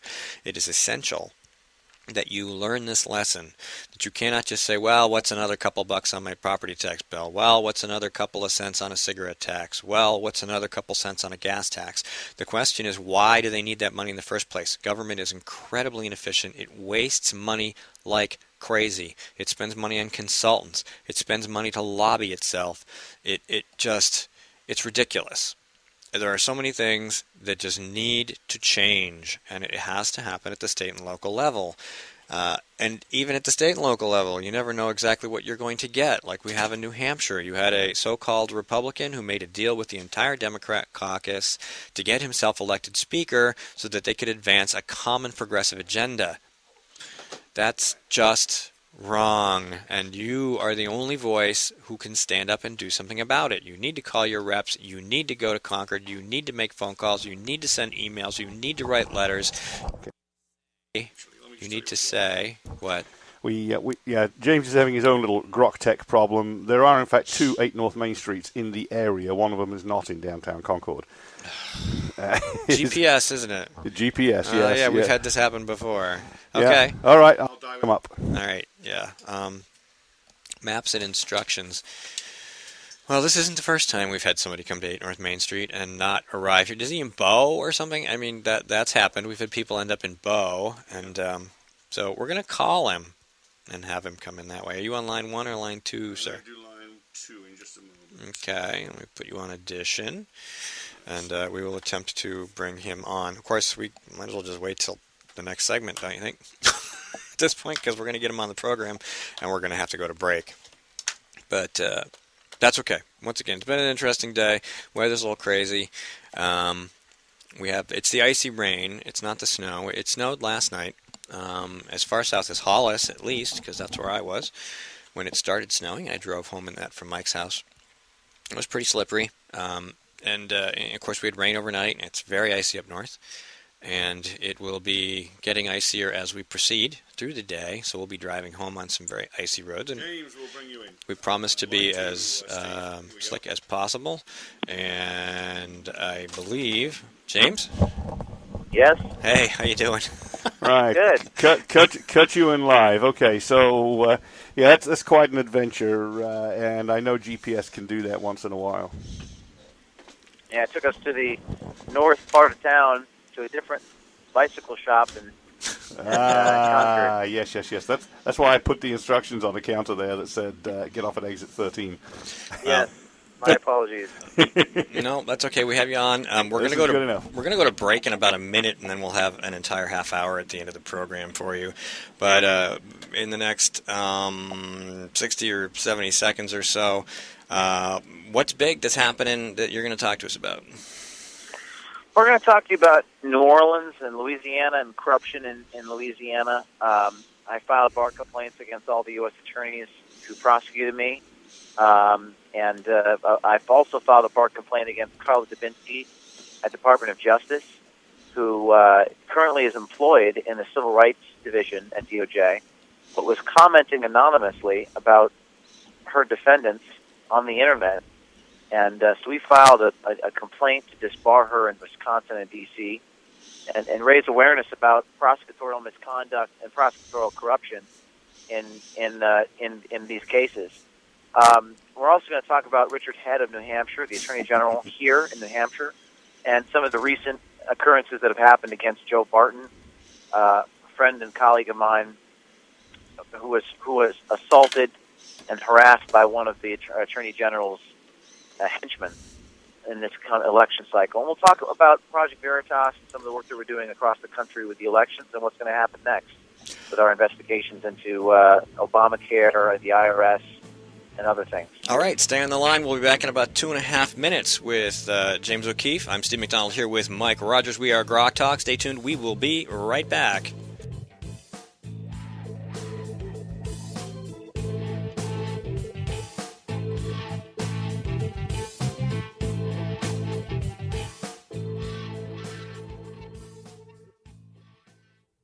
New Hampshire is famous for scenic drives, but they're tough to enjoy when you're on your way to the doctor. Because Obamacare limits your choices, some will have to drive more than an hour to see a doctor. What's health insurance worth if care isn't there when you need it? Jean Shaheen voted for Obamacare, putting your doctors and hospitals further out of reach. Tell Senator Shaheen Obamacare is not working for New Hampshire. Jean Shaheen and her allies are making false claims about her record on veterans. The truth? Shaheen refused to meet with veterans pushing for reform. She wasn't on the committee that wrote the reform legislation and refused to co-sponsor important VA reforms in the VA Management Accountability Act until after the VA scandal broke. When our veterans needed her, Jean Shaheen was AWOL. Tell Jean Shaheen to stop distorting the truth and fix the VA. Hi, this is Rich Gerard, host of Gerard at Large in the Morning, the Manchester area's only locally owned, locally operated, focused, and interested riveting radio show, heard live every Monday through Friday from 6 to 9 on 90.7 FM WLMW New Hampshire Family Radio, and available 24/7 live or archived at GerardAtLarge.com. Be sure to tune in.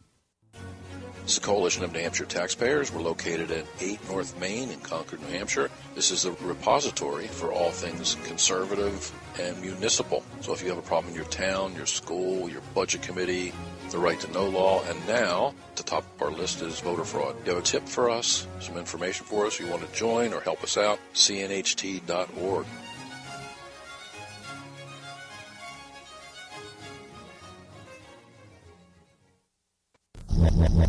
GrokTALK. Oh, feel the power. Oh, I can feel it. Our moment of triumph approaches. It's GrokTALk. 3, 2, 1.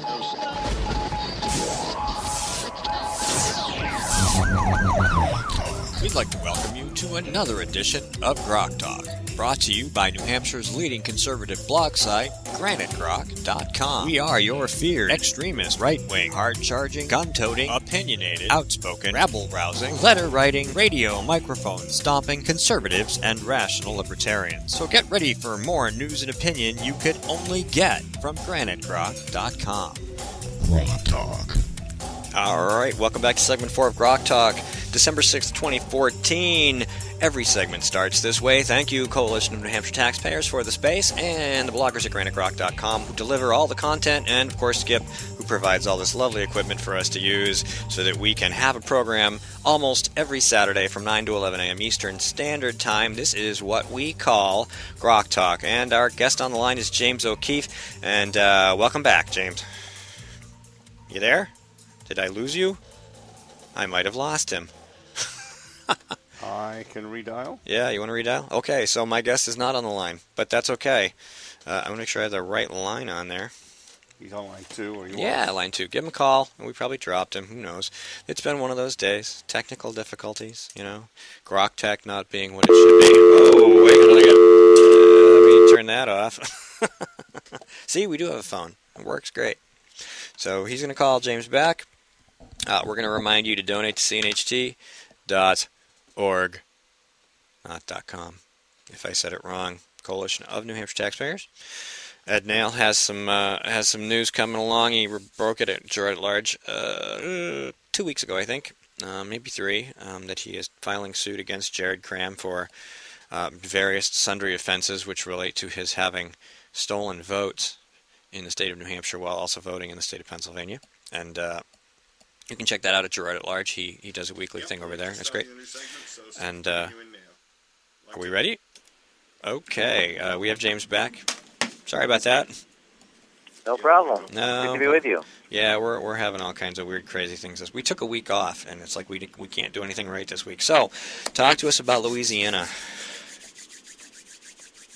Are we live on the air? We are, sir. Yes. Okay. By the way, we're just driving up to the studio, so I assume when we get there, you'll transfer us into the in-person. Yes, recording. Absolutely. Okay. Walk in and we'll mute you temporarily. You can put a headset on. Okay. Forgive me. I might ask you for an instruction on where to park here in a minute. Essentially, we've been doing investigations into the U.S. Attorney's Office in the Eastern District of Louisiana. Today is the runoff election for Senator Mary Landrieu, and she's running against Bill Cassidy. She's down about 30 points, and she's not going to win the election. But I like to say the arc of the moral universe is long, but it bends towards justice. Mm-hmm. And in my case, the story of what happened to me and my colleagues 5 years ago in Louisiana is unbelievable. The destruction of evidence. The attorneys who prosecuted me were actually resigned 2 years ago because they were caught anonymously blogging about the people they were prosecuting, which is a huge no-no. Well, it turns out, in newly released court documents, we found out that these U.S. attorneys were also blogging about me, in my case. And just to give you an idea of how significant that is, they overturned the convictions of the people that they were blogging about. So I filed bar complaints against all these U.S. attorneys who resigned their federal license but are still state licensed. And I also filed a complaint against one of them who's actually currently employed in Eric Holder's Justice Department. And what's really interesting is I confronted, and I don't know if there's any way you guys can pull up this audio and play it for the listeners, but I confronted the Democratic Party, one of their spokespeople, one of their directors. This is the Louisiana Democratic Party. I confronted her 2 days ago in Baton Rouge, and I said, will you retract what you have said about me? I'm a felon and all this stuff. It's all nonsense. It's all not true. And she actually... we walked up to her in her office. She ran out, got on the phone, called the police, and she refused to correct it. So it's been quite a dramatic turn of events in Louisiana. And what we want is these people disbarred for their conduct. Yeah, we can probably pull it. Is it on YouTube, the audio? Yeah, it's on rebelpundit.com. Okay. If you go to about 2.5 minutes into the video, you'll start seeing me walk into her office. Okay, I'll go look it up while you're talking. So we're focused on Louisiana right now, and we just finished that investigation. And we're also talking to the same people who broke the Gruber videos. And we're talking to the guy who found those videos, and we're hopefully going to be doing a story on that in the coming week ahead. All right, I'm on the website. I'm going to see if I can get this up while you guys park and come in. go there. All right. And you are coming upstairs? Yeah, we're just literally outside, just parking the car. Okay, great. Upstairs, James, while Austin parks it. The unusual situation of talking to your guests while they're parking. Let me. Why don't you let me out so I can get on the. Hold on. I'm sorry, guys. We're just getting out of the car here. Okay, that's fine. No, this is good. We'll make it work, James, and we'll run it a little long if we have to. Yep, sure. Well, we can definitely do that. I gotta let this run for. Let's see if I have the right video. There we go. Yep. Which door is it? It's the double doors just beside the flag shop. I'll just send him back down to get you. Go get him. All right. All right. We are talking our guest into the building, and he'll be right up. And in the meantime, I think I've got this queued up about to the right spot. Hopefully he can show me if it's the right video. Interesting times. Wait, I got reading emails from Skip. All right, we've got the image. I think you're going to see the Earl of whatever the heck his name was. I already forgot. Where is he? Earl of Metzler. We'll be talking about him on GrokTALK.com for a good bit. And yay! Right at the end of the table, sir. Grab a headset. Put your stuff wherever you want. Make yourself at home. We're using the Right to Work office at CNHT. It's the CNHT office, actually. Yep, and Right to Work, New Hampshire works out of here, and they let us pile our crap in the middle of the table to do our show every week. So. Coalition of New Hampshire Taxpayers. Yep. So you are on the air, sir. Okay. All right, good to have you here. I think I have the right video. Democrat officials' mind-blowing reaction to James O'Keefe. Is yes, that the right that's one? the right one. All right, I'm right around 3 minutes and 18 seconds. Let me see if we can bring this in. Said that I had done all types of felonies. Turns out none of that was true. We filed complaints today with the Department of Justice and the U.S. Attorney's Office, so we're going to hopefully get a correction here. He's walking into the office. We don't have the video up, although we could have done that had we planned it. Yeah, that would have been a little trickier to get that James in with the O'Keefe. Ustream. Would you mind correcting the fact that you said I committed a felony? We filed complaints today with the Department of Justice and ethics complaints with the DOJ. She's walking out of the office, walking away from him. Could you please correct your statement that I committed a felony, ma'am? Could you please correct your statement I committed a felony? And she's still walking. We're going to get all these U.S. attorneys disbarred for their conduct. We filed more complaints with all these. Just keeps on walking, huh? Then Oh, yeah, she we're doesn't going to dare. sue you for defamation, slander per se. Ma'am? Maybe she's calling her Ma'am. lawyer. Man, massive corruption in the Department She's probably of calling the Justice police. here in Louisiana. Yeah, They all probably. And- resigned in disgrace. And the interesting thing about it is that And you're part of it if you don't correct the record. We're asking you to apologize or you're going to face a defamation lawsuit. I mean, the people always say Kirsten. It's Ali. You can turn around. that's good. That's where it ends right there. People always say, why do you sue these people for defamation? And first of all, because I get money out of it. That's the first thing. I actually have gotten pretty sizable settlements. So you would do it too if you're going to get $20,000, $30,000. You have legal bills. You have, I mean. And number two, no one. And this is. I would challenge. There are very few organizations that get defamed to the extent. I mean, we're not talking about, bloggers just saying their opinion. These are respected political institutions and mainstream newspapers who report that you are a felon when in fact you are not. That is a willful disregard for the truth, and it's legally it's libel, or in this case it would be slander, but libel per se. So we are engaged in legal battles against these people, and in just like with the sort of the Pigford scandal and the Shirley Sherrod incident, where that kind of led into a bigger story. I didn't know what I was walking into down there 5 years ago, but it turns out all these people, all these U.S. attorneys, are corrupt, and they're proven to be corrupt, and they need to be brought to justice. That's awesome. All right. Anything else going on down there? I know there's a lot that's been happening, but this is the big story. Well, that's the what Landrew race, of course, is today. We were talking about that on the phone. She's down 30 points, not expected to win. 30 now, is it? Was that what you said? 30? 30. 30. Yeah. Last I saw was 24 by a Republican pollster, because the Democrat pollsters won't even bother to poll anymore. They're afraid of the results. Yeah. It's one of those things where the press has stopped caring about Landrieu, and it's about more than just Landrieu. It's about the Department of Justice or Department of Injustice. That's really. I read Cheryl Atkinson's book. What is it called? Cheryl Atkinson's book. She just wrote this book, the CBS News reporter. It's called Stonewalled. Yeah. And there's a whole chapter about her experiences at the Justice Department, and I was so shocked. Even me, I was outraged by what she witnessed.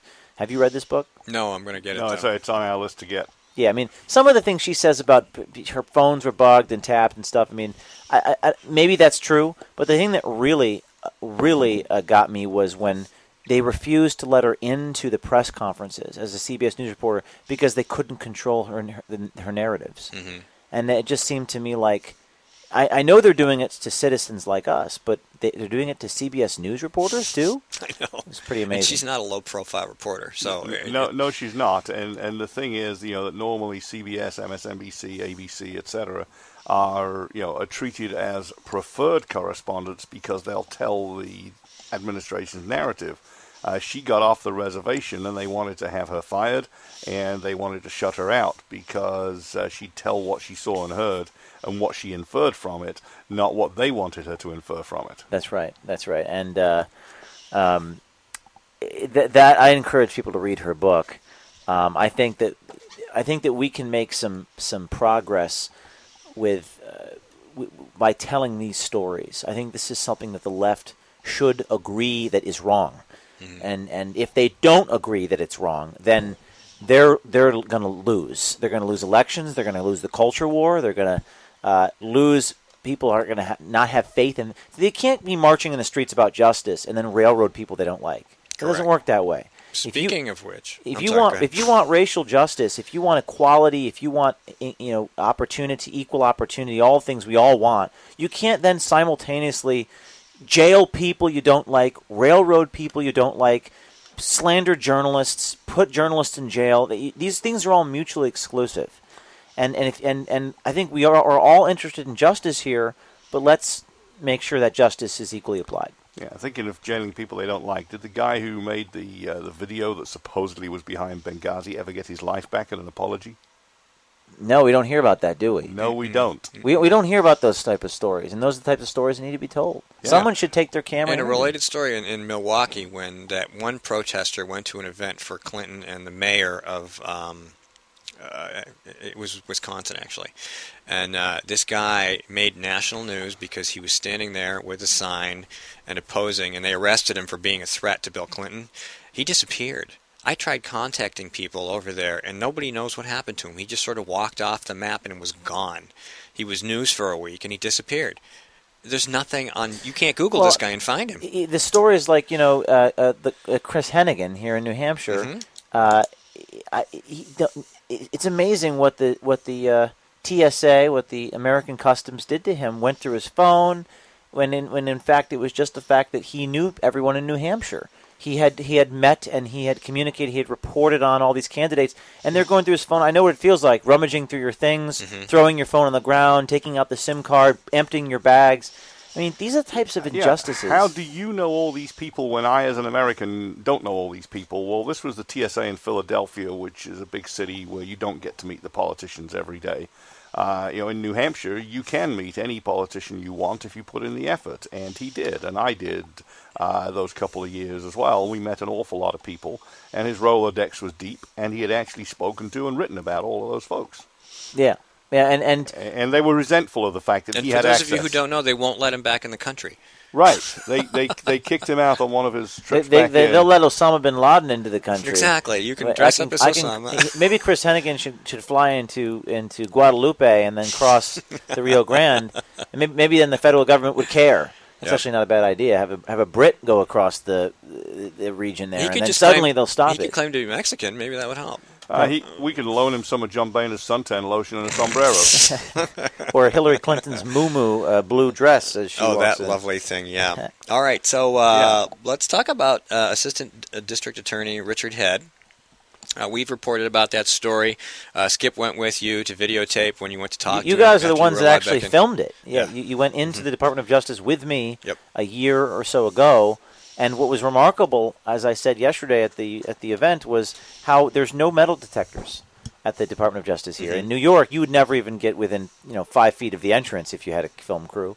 But I just walked on his door. He came out. This is Assistant Richard Head, and he proceeded to kind of disclose things that we didn't know.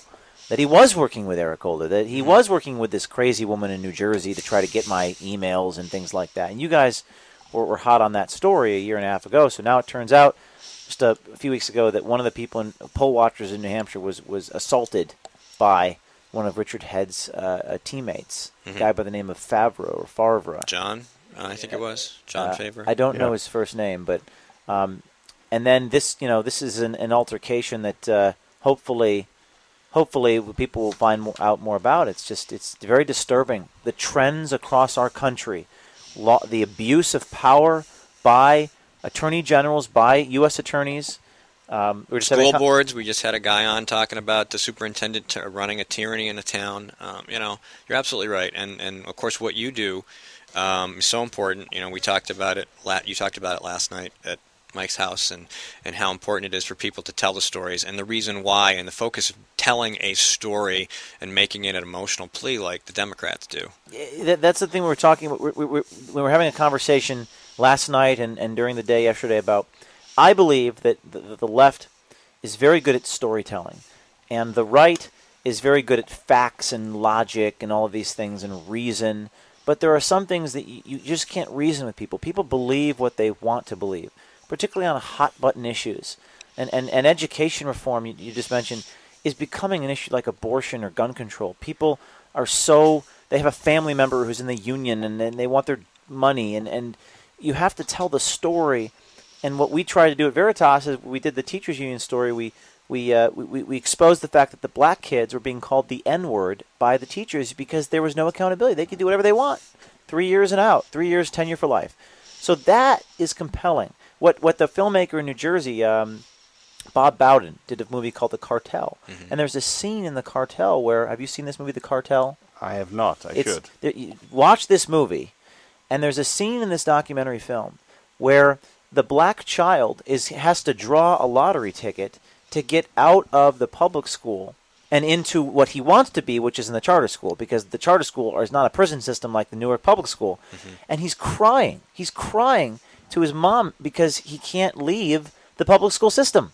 If you want to talk about racism, now that's a great example of compelling story on why we need charter schools. And it's that type of storytelling which I'm trying to get conservatives to do more of. That's interesting. The activists like to talk about institutionalized racism, but there it is right there in the school system where, in spite of everything they try to do desegregate schools, the fact is that inner city schools are, in a lot of cities, predominantly black. They're run by the teachers' unions, which in a lot of cases are predominantly white, and the black kids can't escape. They don't want their revenue to escape and go somewhere else, the money to vote with its feet. And, we know that when Obama came in, of course, he shut down the charter school program in D.C. so that the poor black kids couldn't even draw a lottery ticket to get into the better schools. Right. Anyway, sorry. That's exactly right. This story needs to be told, and I think that what I'm seeing in my reporting and my witnessing and all the events happening in our country right now, and it's happening with me.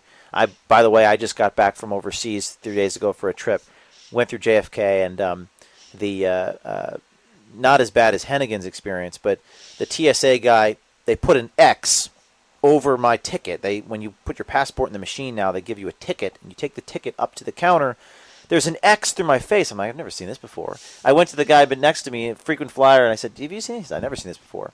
The TSA guy takes my passport, runs down the hallway with it. I'm like, where did the guy go? And then the other TSA guy, where's your passport? I was like, I don't know. The other guy took it. And I'm brought into this other room, and then brought in this other room, and they dump all my stuff out of my bags. They started asking me all these questions. I work out 3 times a week, so there's a protein shake in my bag. Like, why do you drink protein? I'm like, because I work out and I like to have protein every day. Why do you have to work out? I say because I want to remain physically active, so I'm healthy. He's like, what are you, a bodybuilder or something? I mean, just is it a power trip? Is it a am I being targeted? The guy was, and then my girlfriend was worried about me because I'm sitting there for 40 minutes, and so I try to call her to let her know I'm okay. TSI guy says, "Don't touch your phone. You're under my control now."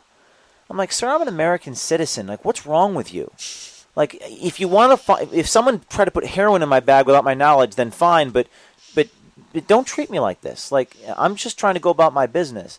And these power trips, these constantly these power trips, abuse of power. We get it on video. I wish I was recording it. I wish I was recording that. That would have been awesome. It is, and I mean, that's of course, not even. They've passed laws to make it illegal to record when you go through those areas. That's right. That's right. Or they make it such that they intimidate you. And here's another story I heard. This is on YouTube everywhere. These I-10 checkpoints where they ask you if you're a U.S. citizen. One guy had the brilliant idea. When he says, "Are you a U.S. citizen?" He's like, I'd rather you just let me go about my day, and I don't want to be harassed by you anymore." He's like, "You have to answer my question." He's like, I'd rather not." He's like, "No, thank you." And the guy says, "Well, then I have probable cause to arrest you." And the guy said, "Are you using my refusal to consent, my not consenting to your search? Are you using my refusal to give up my Fourth Amendment rights as the probable cause to arrest me?" I mean, does everyone reason how circular that is? Mm-hmm. So if I don't give up my constitutional rights, then you have probable cause to arrest me. And that's the tyrant mentality, the tyrant mentality.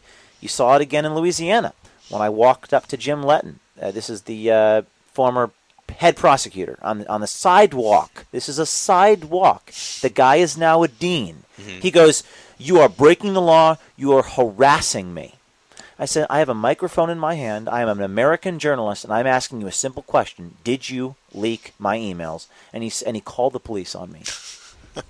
And instead of having the police say, "Sir, he's a journalist and he's asking you a question," they stood behind him like his mafia henchmen and said, "You all being detained, boy. Yes, you all being detained." "Why am I being detained?" "Because you got to answer our question." They arrested me for being a journalist on a sidewalk. This is not communist Russia. This is the United States of America, and they do it because they can get away with it. And that's a lot about what you do, which is trying to get into these places and catch these people doing these things. And to get them to do the things they think they can get away with, but they really shouldn't. So we talked about trying to get conservative journalists and people like us, bloggers, and people with maybe more time than we have to try to get involved. I've seen you when Andrew was still alive. You guys would come out and you would do events. I think I saw you 4 times in one weekend when you guys were up here. And you talk about having the having the cojones to go out and do it. But what's the bullet list? What's the short list of what people need to get and do if they want to be out there doing this kind of activism? That's a great question. If they want to do what we do, if they want to be out there and expose the injustice. Like I said yesterday as well, I find that before we even get to the bullet list, we have to overcome the psychological paralysis of fear that people have. Mm-hmm. It's not that hard to do it. I mean, you've got the technology. In fact, every phone has a video record HD. In fact, these phones are better than camcorders were 5 years ago. Mm-hmm. So, and you also have now you can stream it directly from your phone. See, everyone's got the technology. So technology's scratched off. Technique. It's not hard to go up to someone and ask them simple questions. That's not hard. In fact, most people I find, citizens on the street, are pretty well versed in these issues. They know that the IRS is auditing people, don't they? If you lived in Washington, D.C., there's a minefield. If you live in the Beltway, a minefield of targets. Carla Dubinsky is currently employed in the Civil Rights Division of the Department of Justice. She's working in the same component that targets the New York City cops, the Ferguson police officers. She's working in the Department of Justice when she was going on the internet and anonymously blogging about defendants in Louisiana, which is against the law. All you got to do is walk up to her with your camera and say, are you going to resign or not? What do you think about the bar complaint? Now, that's easy. Anyone can do that. The problem that people have is the fear. And I sat next to I'm not going to say her name, but I sat next to a woman yesterday at the event. After the event, we were talking, and she's like, James, I want to support you, but I'm afraid to get audited by the IRS. And I kind of challenged her a bit. I said, well, frankly, we have to do something. And I know that you're afraid, but you got to overcome that fear. It's like, well, James, there are varying degrees of courage. And I have a son. I have a son in the Army. I have my family. I can't put the stuff on the line like you can. And that's, I don't know how to respond to that. But that's a question that people need to answer for themselves, and I don't know how to answer that. People, it's not the technology and the scripting and the ideas. People are just afraid to put themselves out there for fear of retaliation. And that, I don't know how to, let me ask you, let's make this an open conversation. How do we deal with that? That is tough. I think it's a personal decision to plunge in and do what's necessary. When you realize how bad the problem is, you can't simply remain behind the scenes. You have to get involved. My own situation, like running for elective office and being as involved in politics and having written thousands of blog posts, people are like, why don't you run for something? Why don't you run for something? My wife said, please don't run for anything while our kids are still in public school. Yeah. And as long as they're in public school, I will not run for anything. And then after they're out of public school, we will have the conversation again. But that's my situation. She isn't politically active, but she's also a school teacher in a different district. And there are pressures that would be put upon her that I will not ask her to assume just because of my activism. So I do what I can do. I blog a lot. I talk to people. We do this program. Mm-hmm. We do everything that we can up to that line. So for people who can cross that line, if all they are is intimidated, I think it's important to talk about that. I don't know what the answer is exactly. I think everybody has a point at which they're so offended by what's going on that they've decided that that's their last straw and they're going to go do something. We can continue this discussion in the next segment if you want to stick around. Sure. It's up to you. Okay. We're going to run long. This is GrokTALK. We will be right back with a bonus segment with James O'Keefe. Stay tuned. We'll be right back.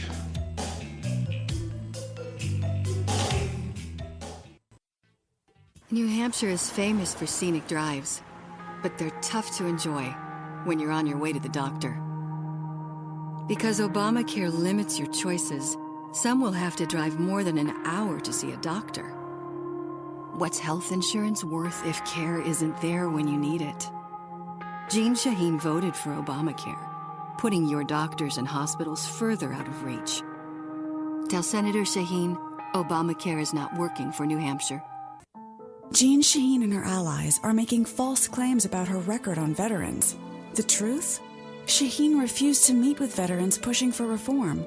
She wasn't on the committee that wrote the reform legislation and refused to co-sponsor important VA reforms in the VA Management Accountability Act until after the VA scandal broke. When our veterans needed her, Jean Shaheen was AWOL. Tell Jean Shaheen to stop distorting the truth and fix the VA. Hi, this is Rich Gerard, host of Gerard at Large in the Morning, the Manchester area's only locally owned, locally operated, focused, and interested riveting radio show, heard live every Monday through Friday from 6 to 9 on 90.7 FM WLMW New Hampshire Family Radio, and available 24/7 live or archived at GerardAtLarge.com. Be sure to tune in. This is a coalition of New Hampshire taxpayers. We're located at 8 North Main in Concord, New Hampshire. This is the repository for all things conservative and municipal. So if you have a problem in your town, your school, your budget committee, the right to know law, and now at the top of our list is voter fraud. You have a tip for us, some information for us, you want to join or help us out, cnht.org.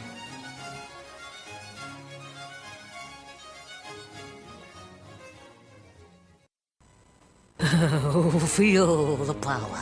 Oh, I can feel it. Our moment of triumph approaches. It's GrokTALK. 3, 2, 1.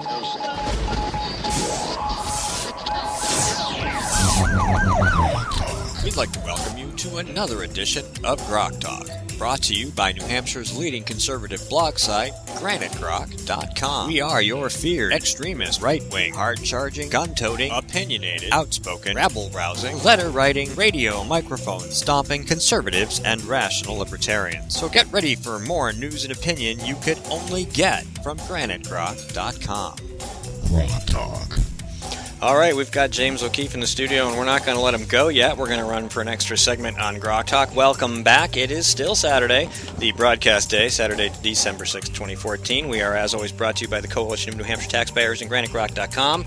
James is here, and we started talking about how to get people to get past their fear, to move forward, what's their point at which they can make a decision to become an activist, to become a citizen journalist, and to start to ask questions and confront people about the things they see going on in their state, local, or national government that they think are wrong, or that actually are wrong in many cases. And they can start out writing letters to the editor or commenting on the newspapers or on TV station blogs and blogs like ours, and some of them do.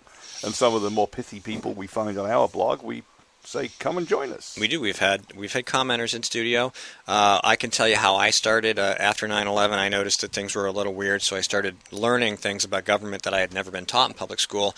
I educated myself about the process, and on the way discovered that I was actually a conservative. I started commenting anonymously in places like Red State, where I began to see a lot of people who had some of the same thoughts and ideas and were expressing them, and I looked at how they expressed them, and I'd always been somebody who communicated very well through the written word. At one point, I eventually started my own blog here in the state on WordPress. Mm-hmm. Within a couple of weeks, Jane Aiken, who is part of CNHT, she's one of the directors, found me and invited me to become part of New Hampshire Taxpayer Radio, which was their radio program at the time, 2 hours every week. They needed a board operator. I had the experience. I went down there and started doing that. A couple weeks after that, I got invited to start writing at a local blog, political blog, right and left. It was a little bit a lot more well-read than I was, just by myself. And within a matter of weeks, I catapulted myself from complete obscurity to somebody people knew and who were beginning to read. And I became pretty successful at that. I pissed off a lot of Democrats. I irritated a lot of people, and I discovered that I liked it. And I was like, ha, ha, ha, ha. You know, I'm out there trying to discover what the truth is and reporting my observations on it, and people are responding. Mm-hmm. And it wasn't a drug, but I was like, well, I need to keep looking at things. I need to investigate in my own time, around my full-time job, about the things that I see. And then people started sending me tips and telling me about things that were going on. And then I would learn how, and, you went from not knowing where to go to being able to look up a bill, check somebody's house ratings, find out their connections, see who voted from their house, and all these things, and you begin to pile them all together and you post them. And it creates a level of outrage, which is what we're attempting to do to get people to become active. Well, you guys have a lot more transparency in New Hampshire than in most other states. That's true. You guys are talking about what relationship with the bill. In some state capitals, there's like one reporter, and they're lazy, and they print what the press release says. So, if you guys existed in Louisiana, I mean, they probably would put you in jail or something, or it'd be a better place to live. But I think this whole conversation really, again, has to come down to, whenever I meet with a donor or a recruit, it's what are they going to do to me when I go out and ask the tough questions. And in our case, it's been interesting because this year, wrapping up 2014, in the beginning of the year, Andrew Cuomo, New York State Governor, tried to come after my organization and go audit me and harass me in regards to employment issues. And there's so many regulations in the state of New York that it's impossible not to break one of them, right? Because there's a tangled web they weave, and this is tyranny. And if they want to get you, they can. But Mark Stein jokes about New York and saying he doesn't go there because he's out of compliance with the Bureau of Compliance. Yeah. That's right. We paid so much. I mean, we pay an enormous amount of money just towards unemployment insurance and whatnot for our employees. And we get this audit letter. I take the letter. I send it to all the reporters I know. We make a federal case out of it, and Andrew Cuomo backs out of his coming after us. So a lot of people say, James, you're the one that got away from the tyrants. Like they can't really shut you down now because you've passed the event horizon. It's gotten to the point now where if they do come after you and it's obvious, then it's gonna hurt their cause. I wouldn't take that for granted because certainly they can manufacture some crime and in the future. But for other people aren't so lucky. Mm-hmm. People like Chris Hennigan. Yeah. People like Joe Barton. Well, I mean, and Chris was coming into the country. He was isolated at an airport, and as a Philadelphia, TSA is not nice people, and he was just turned around, sent back out, and said, we don't like what you're doing. Basically, we'll call it a violation of the terms of your visa. Goodbye. Yeah. And don't apply too soon. And then they tried every which way to catch him out. On the other hand, I think there is a case of getting to critical mass. I think your team has reached that point. I like to think here we've reached that point because there's enough of us in enough walks of life and spread out enough that if they try to pick us off, we'd be going public all over the place. That's right. Causing trouble. I think you guys are at that point here in New Hampshire. I think, yeah. Like when they tried to pick off Joe Barton, who has worked for you and is as a friend of ours. We had the rest of the story that the other media didn't publish, and we put that out right away. We issued a preemptive strike, effectively. Yeah, I think you guys are the rare exception. I think in New Hampshire, it's a relatively small community, which is why what Richard Head did to Joe Barton is so surprising. Mm-hmm. That he thought he had, and he certainly tried to do it with me. And then Breakthrough. And maybe Richard Head's people are listening to this broadcast right now. They might be. Hello, Attorney Generals. In Breakthrough, they well, they said when they came to my house looking for you that they listen to us, they read our stuff. We watch your speeches, we read your posts. I mean, they obviously consider us a threat. They consider you a threat. The Republican Party considers us a threat. Well, and so they should, because the Republican Party is not guarding the Republic. They did. Just as an aside, James, somebody working as a proxy for the Republican Party tried to get me fired from my job for opposing the apparently rushed through party choice for chairman of the state party. There was a race. There were candidates. We had chosen ours. They had theirs. Happened to be Jennifer Horn. And we were writing about problems we saw with Jennifer and what might happen if she was, raised to that position of state party chair.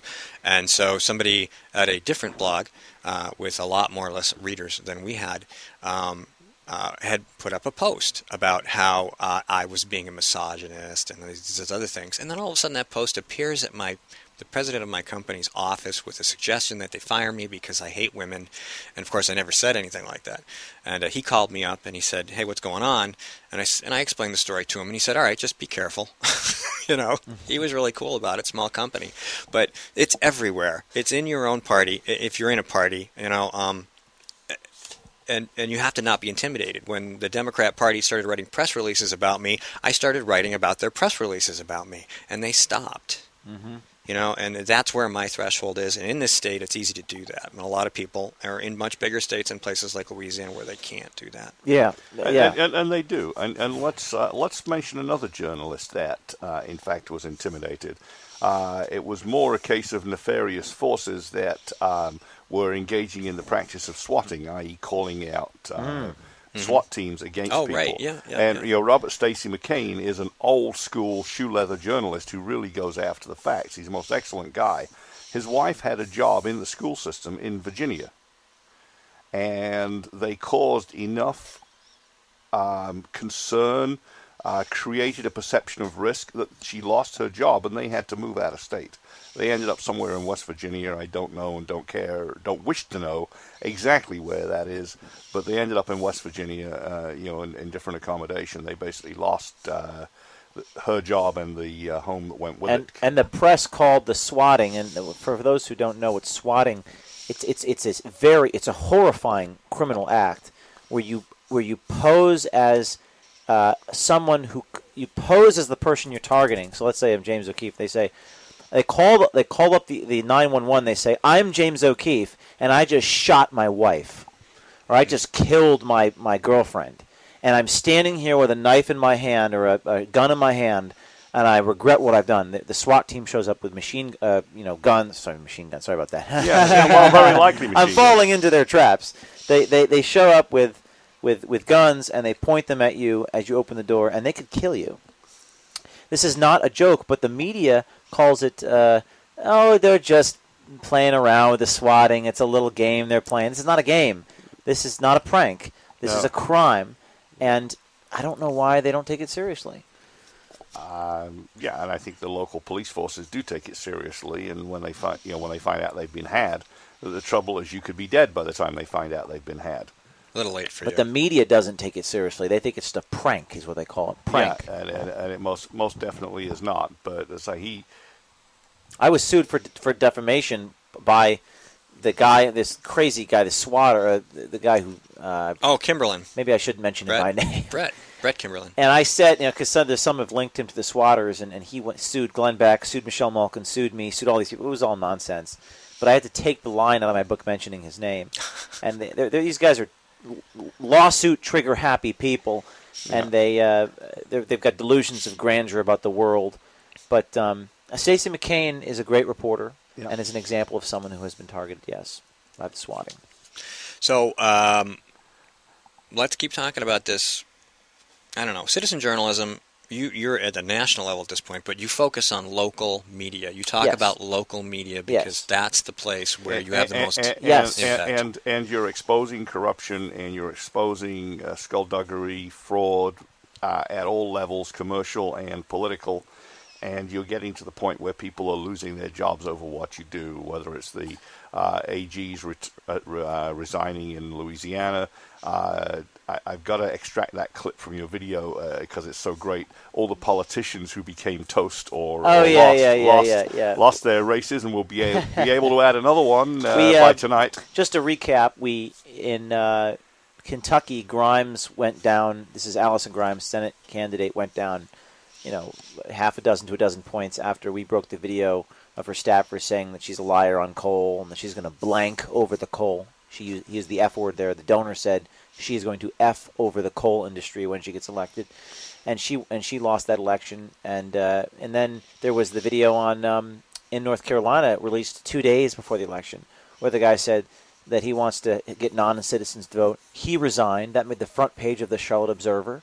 There was the front page of the Denver Post. This is all local media coverage. Right before a massive Senate election. This is much more valuable than the New York Times or the AP. This is local media forcing to cover stories, people getting fired from their jobs for voter fraud. And Colorado was the best one. Colorado, the woman said, I walk up to her, I'm like, well, I want to vote multiple times. And she said, here's how you do it. Go, and this is her words, not mine, so forgive the racism here. She says, go to the ghetto where black people don't care about voting, and you can use their ballots. And I said, where do I go? She's like, go to 6th Avenue in Aurora, or as I call it, Ghetto Aurora. And you can harvest the black ballots and fill them out to vote multiple times. She was fired, and that made the Wall Street Journal. So our videos are being ignored by a lot of people, but it doesn't matter anymore. And I like to say that there's sort of varying degrees of the media losing relevance. First their first line of it was to attack me viciously. When I was still around, then they started to mock and ridicule me, and then after that, they started to ignore me. But I think when you get to the stage where they're ignoring you, then they cease to become relevant. Because I'll tell you what, those videos, people want to watch this stuff. It's interesting. It's enlightening. It's outrageous. People share it on Facebook. Our name was trending on Facebook. And no one in the national media thought this stuff was relevant. You know what that means to me? It means the national media is becoming irrelevant.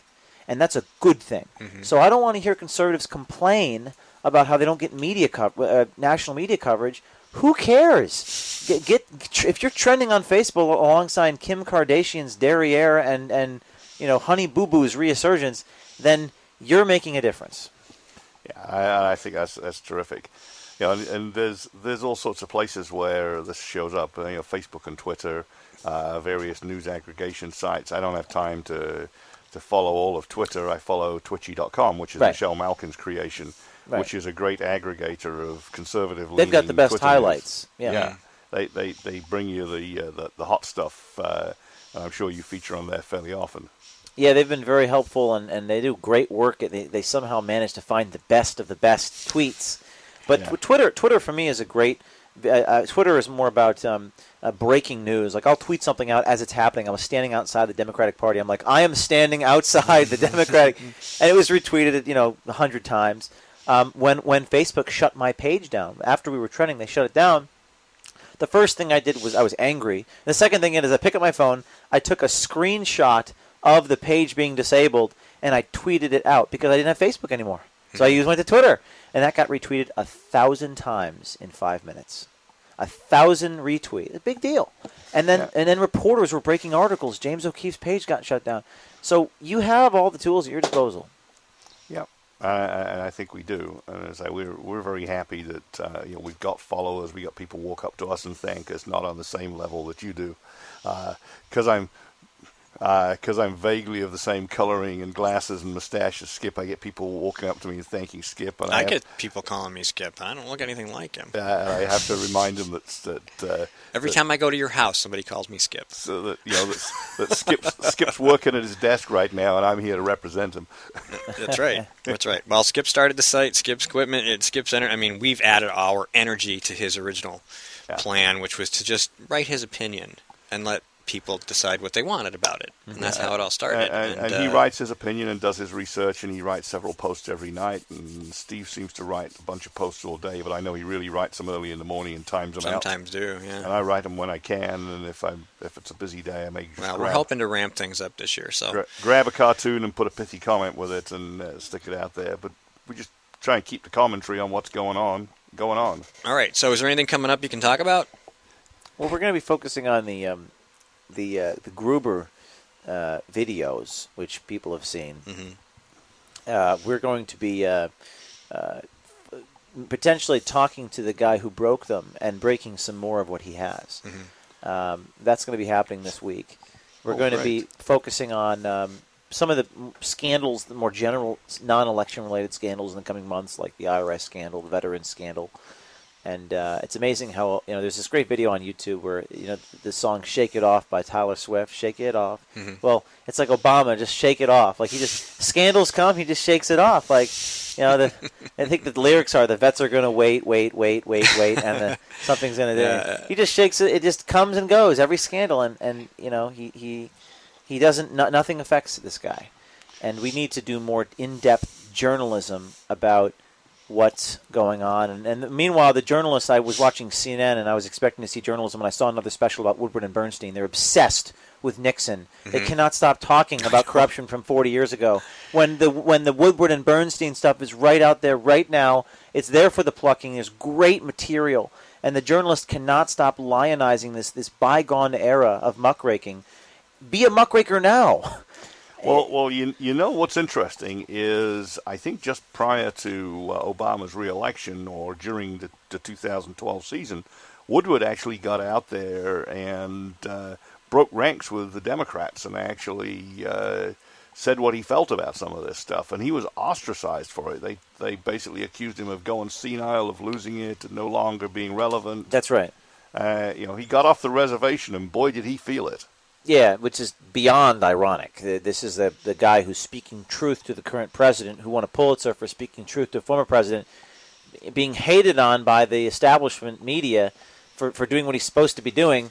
But this is a huge problem. I mean, everyone knows it's a problem.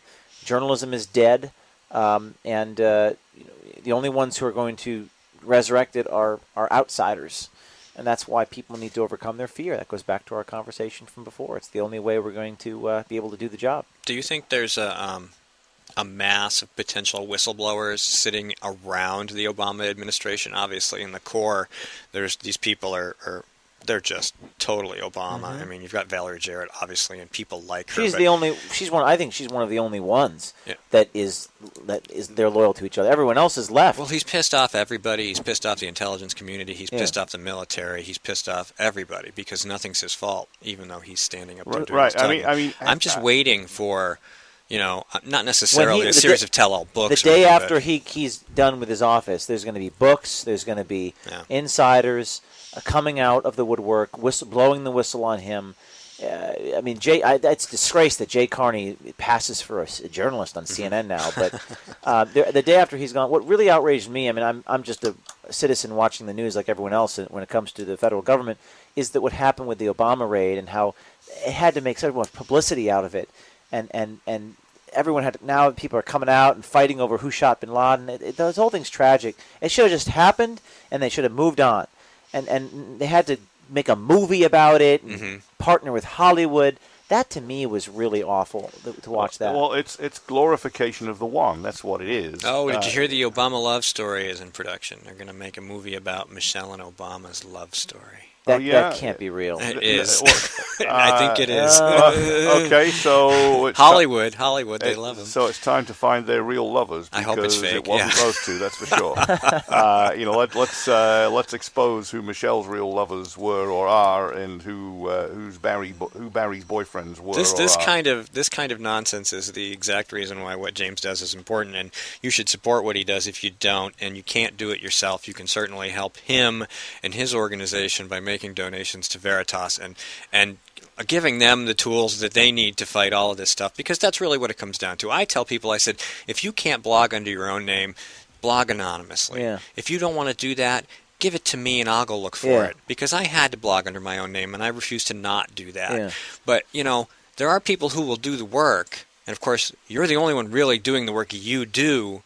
But, you talk about doing 2 investigations a month, and, obviously there's a lot of costs associated with the time and effort and energy involved in doing this, pre-production, post-production, etc., and you need help with that. So how do people support you? TheProjectVeritas.org, right, James? Yeah, it's ProjectVeritas.com these days. Oh, okay. ProjectVeritas.com, and then we also have another group, ProjectVeritasAction.com. They both do. One of them does election-related investigations, and the other one does just general investigations. We're nonprofit charity organizations. And, if you don't want to go out and confront the corrupt, prosecutor on the sidewalk, then send me $20 as a sort of stake in me. If you can't do that yourself, if everyone listening to this program donated $5, we could basically fund the next investigation. So and that's fantastic stuff. And some of the stuff that we heard yesterday, and no names will be named, suggests that the various departments of the government are causing serious problems with the way they are regulating and oppressing American businesses, and some of those businesses are looking to get some of those whistleblowers and their stories out. So we may be seeing cracks in the edifice here. That the pressure has become so great that businesses are beginning to say, how do we break the story? Where can we go to get what we're hearing out in public? And of course, we were talking to Jorge Mesa-Tejada, before James came in about a superintendent from Massachusetts who moved into New Hampshire and has now become this little tyrant because they did things differently there, and he's just making decisions that aren't. It's not kosher. He doesn't have the power of the authority. He doesn't have the fiscal authority, and he's making these changes. You could do your own investigation of this guy. Or if it's a story like that, and you're certainly willing to donate to James, you can, people can suggest to you things that they see that might be worthy at some point, or maybe not. But you get your ideas from somewhere. You can't just think of them all yourself. I get my ideas from everyone else. People, we crowdsource the creative component, and it's some of the best ideas are hypothetical ones. What if you did this? What if you did that? And in rare occasion, it's tough to sift through them all. But if you're saying, look, I've got this professor who is spitting on the American flag in the classroom, then you give me some facts and I'll go do it. We're idea rich and cash poor, though. We have plenty of ideas. Right. You said you get 200 suggestions a month, and you can do about 2 investigations. Yeah, somewhere around that. We got 50 pitches a week. I mean, clever stuff. Just I saw one idea, and I saw this on YouTube, but where a guy was waving the ISIS flag, and everyone was coming up like, keep it up, bro, keep going. And then he started waving like the American flag or the Israeli flag. They would like spit on him and curse at him. So there's just so many ideas, so many clever ideas that I could do, and that's just a matter of prioritizing them. Yeah. Well, so get out there, donate to Project Veritas or ProjectVeritasAction.com. Buy his book out there. He only gets a small cut from that, but we're putting the picture. No, it's on the live stream as a JPEG of the book. Oh, okay. Steve. I don't have to hold it up You anymore. don't have to hold it up. I get the picture right there. And that's James O'Keefe's Breakthrough. It's been out about a year now. It's a great book. And even some of us are featured in it, including when James and Skip confronted Mr. Richard Head. Yeah, that's right. You are featured in that chapter, The Rise of Richard Head. When he came to your house and started putting criminal grand jury subpoenas on unbelievable stuff. So, ladies and gentlemen, that's that might not happen to you, but we want to encourage you to do not be intimidated. Right. Help at the fringes if you can. Make your opinions known. Contribute to James. Help. And there's a lot of media in New Hampshire that's friendly to your cause, including us. Yep. You've got Rich Gerard and his radio program is growing an audience. You've got, NH1 is the new TV station. You might get a little bit better action there than you would with WMUR News 9. You got Jeff Chittister and his program. So, if there's something you guys want to get into, and you've got the facts and you've got the ideas and you think you can get it done, do it. And, we're happy to help. And send ideas to James, but more importantly, send money to James because... He's got ideas. He's got far more ideas than he's got staff or money. And he's been here already to help us out. So we should help him. I'll be back again. James and his team have helped to expose voter fraud in New Hampshire and embarrass some of the officials. And they'll be back. You got about a minute. Closing thoughts? We've said a lot here. Going back to our original conversation is, if you think about how to overcome that fear and the best way to articulate, to people who are afraid, what's the best way to overcome that fear and in your own life? I think it's very discouraging. The first questions I get asked are you have safety? Are you afraid? Are you, it's very discouraging. It's disheartening for me to see our country so up in flames like this. And I'm not as much of a student of history as I should be, but certainly the founding fathers and people who even the people who are in service who give up their lives for our country, they are not afraid. Mm-hmm. And I think ordinary people, we can't even pale in comparison to the sacrifices that they make, but we should try to emulate that, and we should try to put our reputations on the line and take risks and fight for what's right. James, thanks so much for coming in. Thanks. And Thank you. Glad to have you here. Ladies and gentlemen, we will be back next week with another edition of GrokTALK as I turn my music back on as everybody leaves and I don't turn off headsets like I'm supposed to. See, it's been a week off is not good for us. We lose our mojo. And but, we bring in good guests and we try to have great conversations, and we'll be back next week. Yeah, baby! When asked whether she still supports Obamacare, Senator Jeanne Shaheen said, "Yes, I do continue to support the law. We're beginning to see some positive results." How can Senator Shaheen say we're seeing positive results when 22,000 of our neighbors have already lost their health insurance? What's worse, the Boston Globe reports the state's only health insurance provider radically reduced the number of hospitals in their network, forcing some people to drive over an hour for lab work, even when there's a hospital within a few miles of their home. When pressed about lack of access, Shaheen said, "There are some hospitals that are not covered, unfortunately, and I certainly hope that's going to change." Jeanne Shaheen promised us we could keep our doctors and our healthcare coverage. Now she hopes we can get to a local hospital? Call Senator Shaheen at 603-647-7500. Tell her we need more than hope. We need leadership. Paid for by Citizens for a Strong New Hampshire. Senator Jeanne Shaheen said, if you like your current health plan, you can keep it. That's not true, Senator. 22,000 New Hampshire citizens have been kicked off their insurance plans. Hospitals in Rochester, Concord, and Portsmouth, they aren't allowed to provide care under the exchange. Senator, you were wrong in your comments. You should apologize for your misleading remarks. I'm calling Senator Shaheen at 750-3004 and telling her I want my doctor back. You should too. Paid for by saberpack.org, not authorized by any candidate or candidate committee. All of the music on this program comes to us through Creative Commons licensing from Kevin MacLeod at Incompetech.com. The opinions expressed on this program are those of the speakers, not necessarily those of CNHT, GraniteRock.com, or anyone else for that matter. Talk.